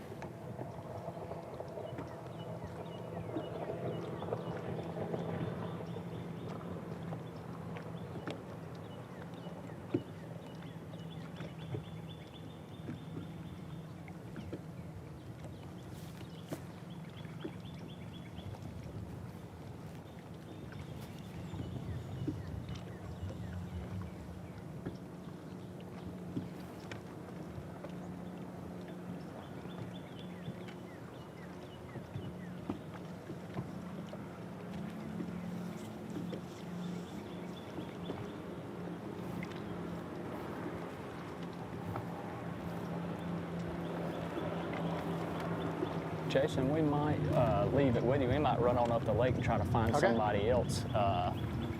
Yep. We'll get back We'll with hang y'all right here. here probably pretty shortly. We ain't gonna go too far. Sounds good.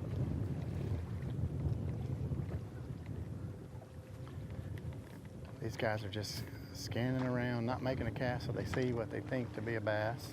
Said there was a drum mixed in a little bit and catfish. So they really gotta avoid catching a drum or a catfish. Just makes the day wasted at that point.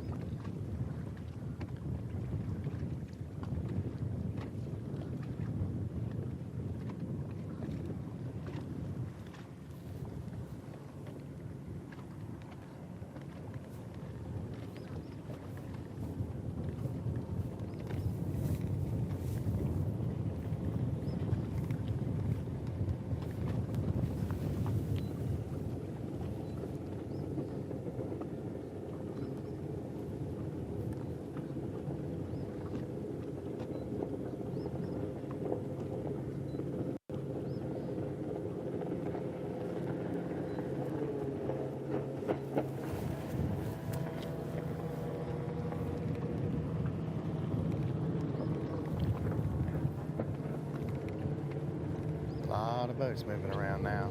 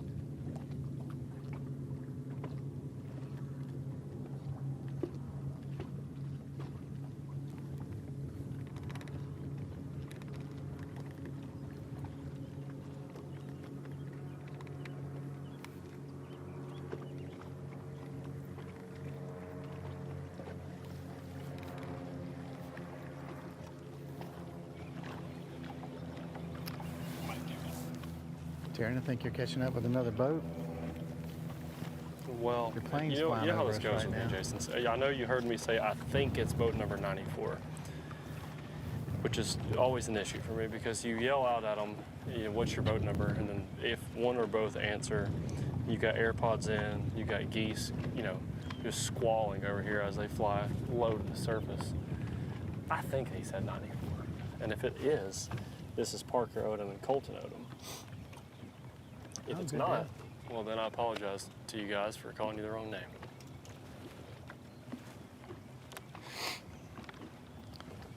These guys are going to make a move here. Well, I'll hold the fort down while you make a little run.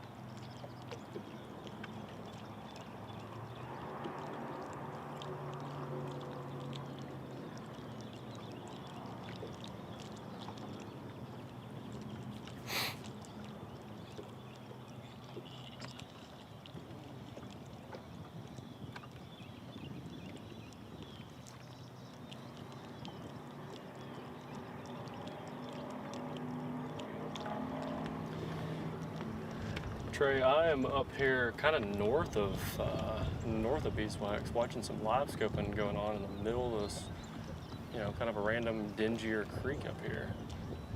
What are you watching? I'm watching a little bit of the same thing. We're not too far from you, just a little south of you. But we're watching the same thing. The water's pretty muddy, but they're kind of on like a little channel swing bank heading into this creek. Looks like they're doing nothing but scoping. They said they've got 2 so far. They said for maybe 4 pounds. But they look like their main game plan is scoping this little bluff or bluffy style banks. So Trey, I know this is your first tournament covering ABT-wise, but you've been fishing tournaments for a really long time. You know how good March is. You know how good the Coosa is. Are you surprised? There's 3 of us out on the water, and also a lot of people text Kay, I don't even know how Kay gets the information, but Kay sometimes will get an update that a team has 20 pounds, or there'll be an alert, hey, this guy's got 25 pounds. Somehow, I don't know, birds get the message, but are you surprised that we haven't heard of anyone that's catching them good yet? Like we haven't even heard of a decent limit yet. Yeah, I really am surprised, to be completely honest with you, just because, I mean, back when me and you fished, we just caught them all the time on the Coosa. Not really, but Yeah. man, the Coosa River's a great fishery. And, we've seen several really big fish get caught today, or at least have heard of several big fish being caught, but it just doesn't seem like, even the guys with a kicker bite can put together a really good limit. So, I mean, man, it's the best time of the year in the world to be on the Coosa River. I mean, I know it is Alabama. And we did get snow like a week ago. But, I mean, the water temp's, 60 degrees. Fish are moving up pre-spawn, spawn. This is the best time of the year in the world to come here and swim a jig and throw a frog and fish that way. So I'm super surprised that we haven't seen several really good limits so far. What's interesting is normally when we're doing these, even when there's a bad weather or conditions aren't right, whatever the case is, one of us always pulls up on somebody that's like, yeah, I've got 18 pounds already and we've caught 40 fish this morning. They're having an abnormally good day. We haven't heard that at all today. And just different. I agree with you. It's very weird. This is when you would be dying to go to the Coosa, and it's been very slow today. For sure. The best limit we checked in with was Noah and Cole Godwin, and they said they had 15, but you were on with me as well. They said they have a 7-pounder, so it's not really one of those Coosa River 5 3-pounder kind of limits, which is surprising. Well, honestly, I didn't even realize that they had 15 pounds with 7-pounder. I missed that part. So I guess that is, as of right now, the biggest bag we've heard of the day. And like you said, with a 7-pounder, there's no telling what's going to happen as far as just they catch one more good one and they have a really good bag, possible winning bag. And those guys have so much history on the lake and this entire river. Like I know that they've got that on their minds as like, if we get 2 more big bites, we win the thing. So pretty interesting for them. These guys are going to make a run, so we're going to leave too, but we'll be back in here in a little bit.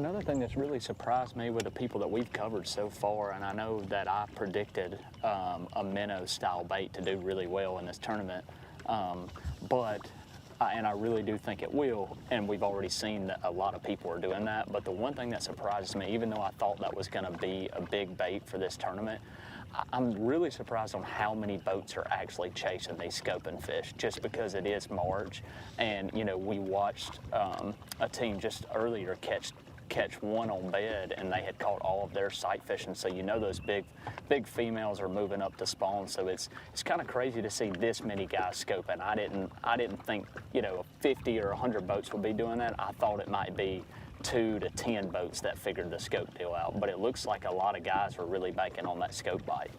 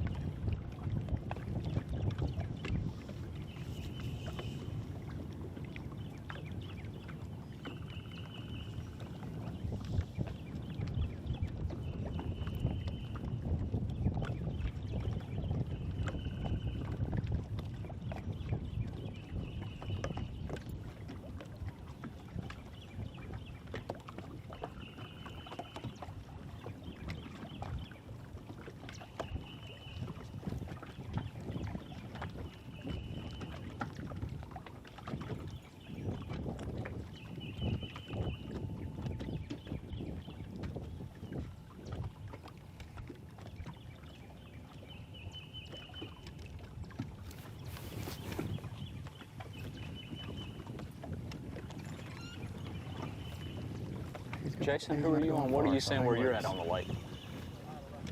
I'm on with Mark McKegg and Tim Hurst. They're just going to make a short little move. We're going to stay with them.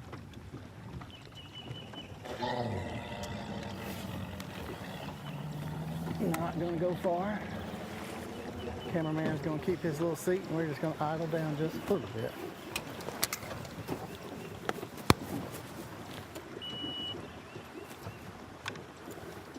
Jason, since I still got you, they've been running all over the place. I don't know where you're at on the lake. That's what I was about to ask you. Still here. I've been seeing a lot of people. Go ahead. I've been seeing a lot of people. I was curious to what you've seen. I've been seeing a lot of people around where I'm at on the lake, running and gunning and kind of moving. It seems like it might be a little more tough on some of these guys than maybe what they expected. Maybe they're going to their plan B or even plan C stuff. Are you seeing a lot of guys running and gunning and kind of moving around now that it's getting down to crunch time? And like you said, the scope guys are all out there scoping, and some of these scope guys are moving back in these pockets now, back on the backside of these stump fields. They're running and gunning, you know, they got to get back in there, and then they can run along the bank and hit these different humps and really just different long points too. So these, Mark McKegg and them are downriver just a little bit, now they've moved back up. They've moved 2 times on us. I've tried to catch them. You just got to take a second to idle back in here to get them. And we have centered on them, and then they moved again, but we're about to pull back up on them again and get a report. But yes, a lot of guys, if you just watch it, if folks at home could watch our trackers, they're all moving quick.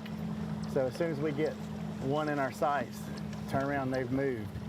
So it's a lot of just bouncing around right now that, I mean, if they don't have a limit by now, it's kind of, like you said, Trey, it's kind of crunchy now.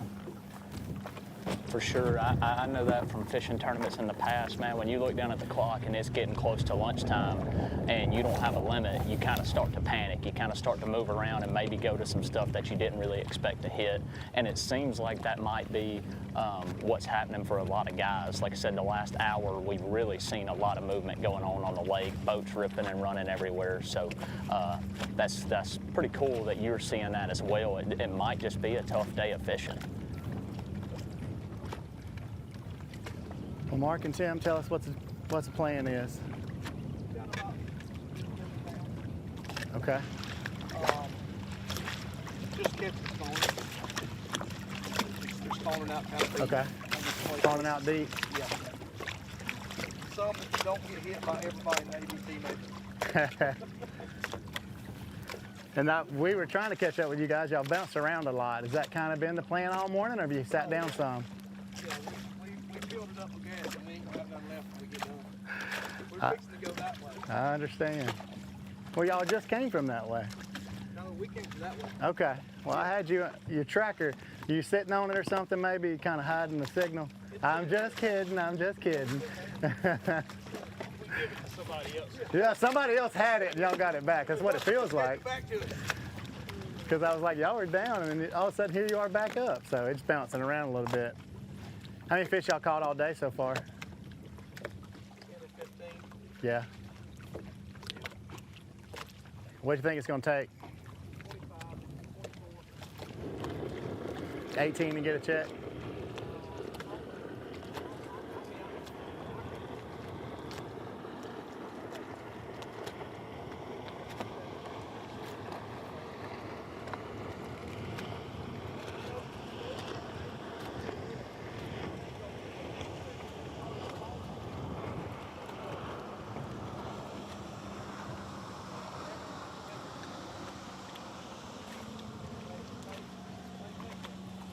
Yeah.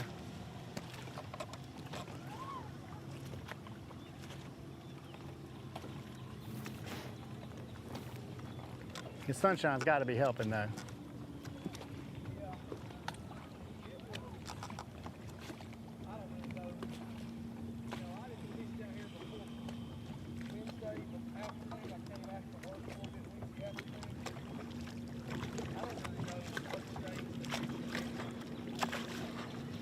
There we go. Hooked up. Perfect. Good one here.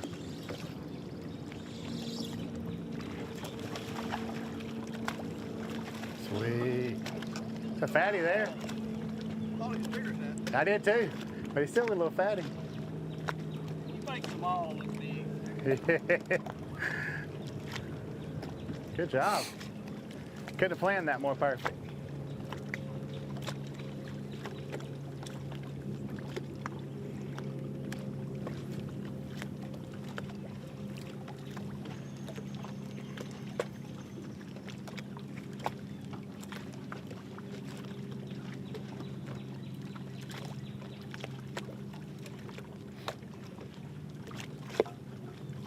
Didn't help.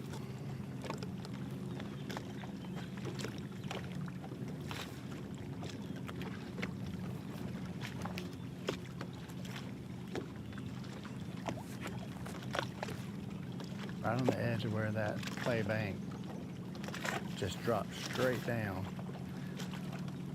So it's a little deeper, then it's a little shallow spot where you can see on the bank there where it kind of just comes down and meets the water. This side here is crushed down, so that means the water is deeper right here. And then it shallows up, so it's kind of a transitional bank. So it's a good key area that if you're fishing, you can expect a change in the bank to make a good spot for a fish just to kind of get up in there. And that was textbook right there. That's exactly how it should be. Oh, we got a hookup right here. Oh, it came off.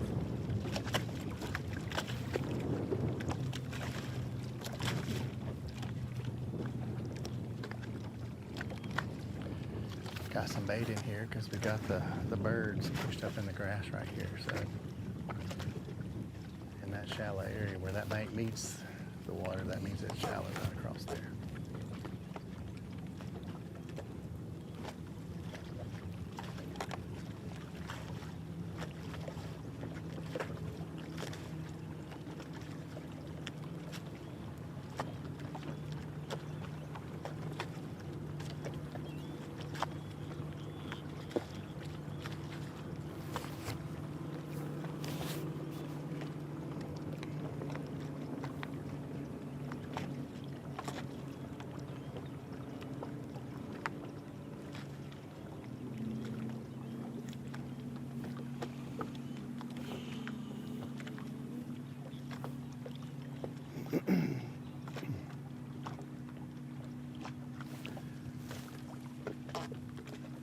So you see Mark and Tim, and Mark's got his head down the whole time today. You know, he's fishing an area that they said are deeper spawning fish. When you got deeper spawning fish, it does help a lot to have a live scope, a Garmin live scope pointed at them, so they can see the fish that they're working with and really target those fish. We've seen a lot of guys doing that today. And if you're watching Alabama Bass Trail live coverage here today from Lay Lake, you already have a chance to win this season. We're giving away 3 Garmin EchoMap Ultra 2 chart plotters. That's $2,500 unit, absolutely free. All you got to do is watch live on Facebook, like, share, comment below in this live, shared. Comment the word shared if you're watching on Facebook, and you're entered. For YouTubers, all you got to do is like the live, comment live, and subscribe. So 1 entry per tournament per person, must be 18 years of older, no purchase necessary. We're gonna do 3 winners this season. So get ready. South Division, we're gonna give away at the Alabama River. North Division, Weiss Lake, and ABT 100 Lake Jordan. So 3 winners this year. Like the live, share the live, comment shared on Facebook, like the live, comment live, subscribe to the channel on YouTube to win a $2,500 unit. That is a Garmin EchoMap Ultra 2. Giving away 3 of those this year. So we're gonna take a break, be right back. We're gonna wrap this thing up. Be right back.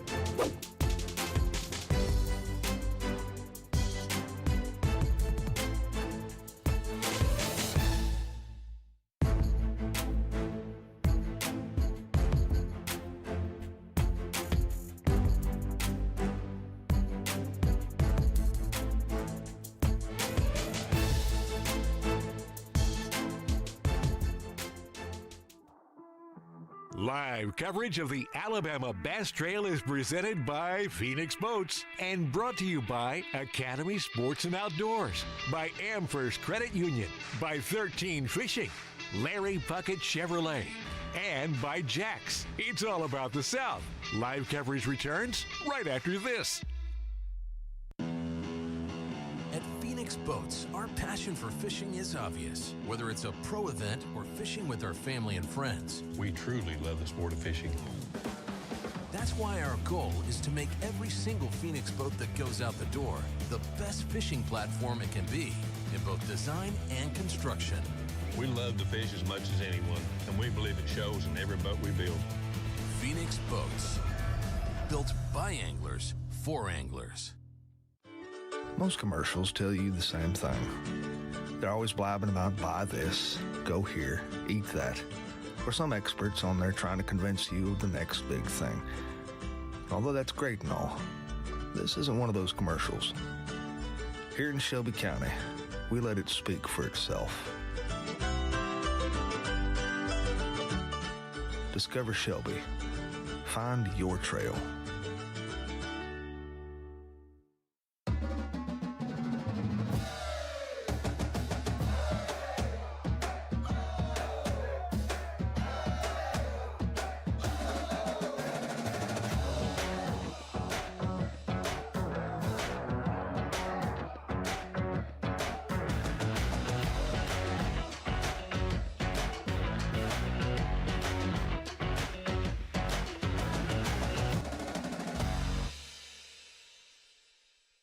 The perfect checking account doesn't exist. Not at a bank, that is. So why do you keep looking there? At AmFirst, you can get no minimum balance or monthly fees, an instant issue debit card, and free checks with unlimited check writing. But who doesn't want more? Like a rewards program you'll actually use, and convenient digital tools that make it easy to manage your account from anywhere. Now you could try and find that at a bank, or you could save yourself the trouble by checking with us. Stetson Blaylock, Todd Auten, Head Fury, let's go! Garmin Live Scope, I tell you right now, if you don't have it, you are behind. It's just wild. It's like a video game. If you do not have that Garmin Live Scope, you are definitely missing out. Bassmaster Classic Champion!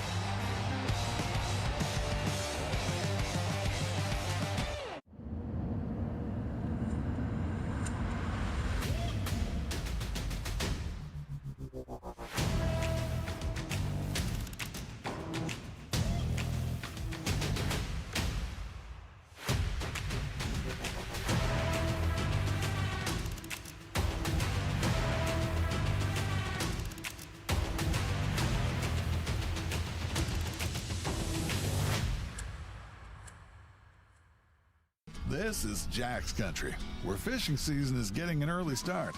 So drop anchor at Jack's for the catfish basket, just $6.49. 3 pieces of crispy southern fried catfish, a fresh, always made from scratch biscuit, and your choice of 1 classic Jack's Country side. The fish aren't the only ones biting today. So hurry in for a Jack's catfish basket before it's gone. We're Jack's, and we're all about the South. Alabama Bass Trail live coverage is presented by Phoenix Boats and sponsored in part by Garmin, Rapala, Crush City, VMC, by Mountain Dew, and by Thompson Tractor Company. We'll be right back with more live coverage after these messages.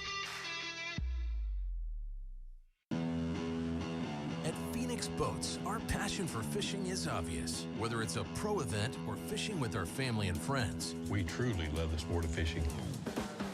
that's why our goal is to make every single Phoenix boat that goes out the door the best fishing platform it can be in both design and construction. We love to fish as much as anyone, and we believe it shows in every boat we build. Phoenix Boats, built by anglers for anglers. Hey guys, Pro Angler Dustin Connell here, and I get all my vehicles here at Larry Puckett. I travel all over, and I've got the 2500 diesel. I love it, tows my boat great, but if you're looking for any vehicle, an SUV, gas burner, or the diesel to tow something with, they've got it here at Larry Puckett. Not corporate owned, locally owned, and they'll treat you like family. Here at Larry Puckett Chevrolet, they let the customers do the talking.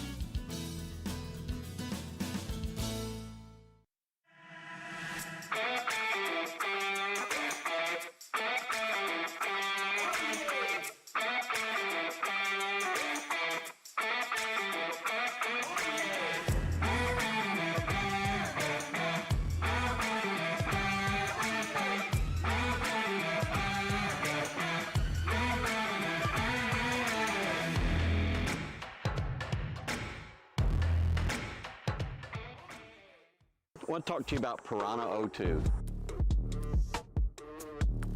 This is the exact system that we are running behind stage in all of our tanks to keep our fish healthy and alive so we can get them back in the water. Every dead fish costs you a lot of money. So I've been really impressed. It's an oxygen enrichment system that helps out, keeps these fish alive. That lets you catch and release them. Weight is the key in tournament fishing, so take care of it. Go to Piranha 02 and take a look. It's the moment when everything is on the line and precision, power, and control make all the difference. A moment over 20 years in the making, anchored on loyalty, trust, and support that goes beyond all expectations. A relentless pursuit of perfection. All born from a revolutionary idea to help you rule the water. Power Pole. Some things ain't worth keeping. Yesterday's traditions, today's adventures, tomorrow's memories. Now that's something worth keeping. Fish Alabama and find your keeper. For more information, visit fishalabama.org. Jax believes the key to rising and shining is dining. So kick off your day with 2 pork chop biscuits for only $5.55. You'll be shining so bright you might be tempted to share them. Or not. We're Jax, and we're all about the South. Welcome back to the final Mountain Dew wrap-up of the second stop of the Alabama Bass Trail South Division here at Lay Lake, and unfortunately, we lost Trey's camera, so you have a beautiful picture of the boat ramp here with all of the trucks and trailers there. Jason, we're going to start with you. Fishing a little slower, I think, than what we expected here on Lay Lake. How do you see this playing out for the rest of the day? I think it's going to get better throughout the day. You know, I know we had a slow start this morning. We've definitely seen some growth throughout the day. We did not jump in quick with Noah and Cole. They told us, he called me last night and he was like, hey, our first spot, sneaky spot, so let me have 20 minutes. We gave them 20 minutes, jumped on them after. They'd already caught 3 small ones. But since then, I'll go ahead and report for Trey. Trey said that they have a 7. So they got small ones and a 7. So I look for those guys to do really well today. They're one of my picks for this event. I just dropped off with Mark McKegg and Tim Hurst, sitting on a good sack right now of he said about 18 pounds. So they've got upgrades to do. And here's what guys are doing. They're out scoping, or they're into the bank, and the deep banks is where they're seeing them spawning a lot deeper. So using a live scope to do that in both conditions and just making those casts of the fish that they see. Mark and them actually did catch one on camera for us. So we're seeing them really starting to mix it up. I think right now it's always about changing in the ABT. The weather's changing, the conditions are changing, and today I think the fishermen are going to have to make some changes to really understand what the fish are doing, and that later flight may be the ones that all put it together. So Darian, what are you seeing? Well, we bounced around all over the lake this morning. Started way down on the lower end. Honestly, it was too cold for my liking this morning, if I'm being honest.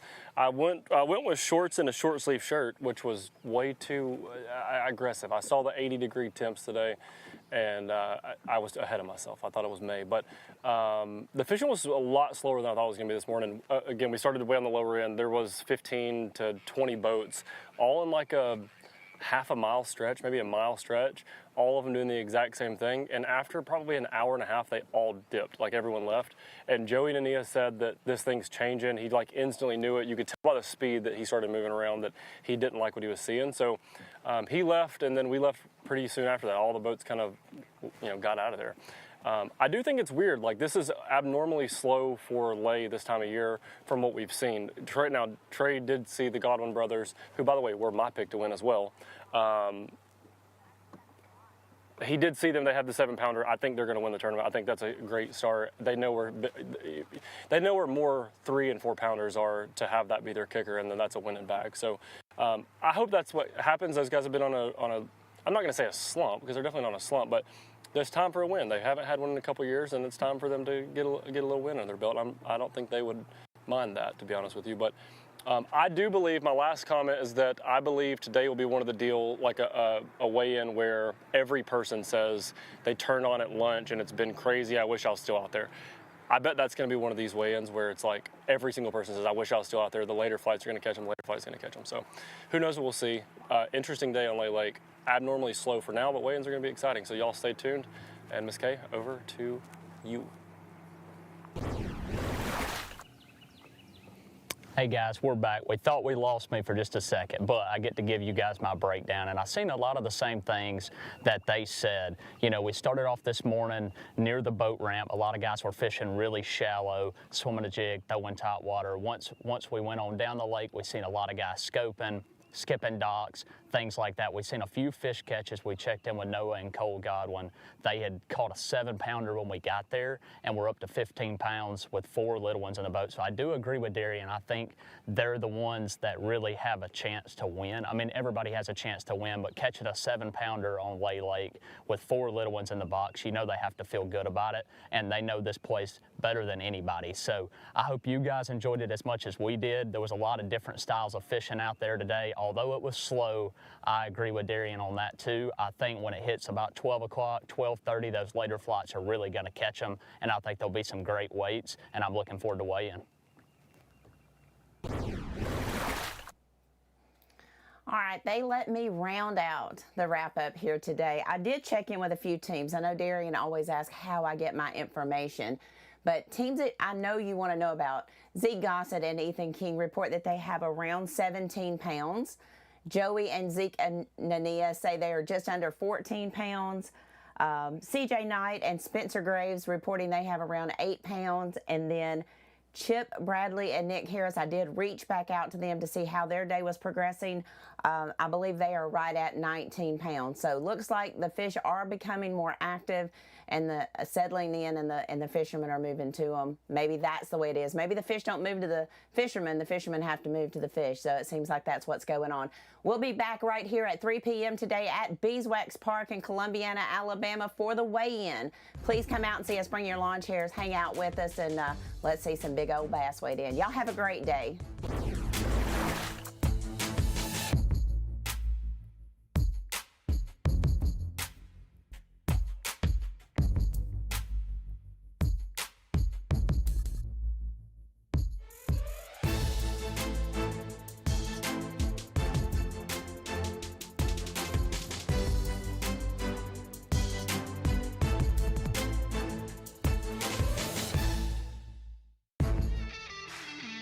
Today's live coverage of the Alabama Bass Trail has been presented by AmFirst Federal Credit Union. Live coverage of the Alabama Bass Trail is presented by Phoenix Boats and brought to you by Academy Sports and Outdoors, by AmFirst Credit Union, by 13 Fishing, Larry Puckett Chevrolet, and by Jax. It's all about the South. Live coverage returns right after.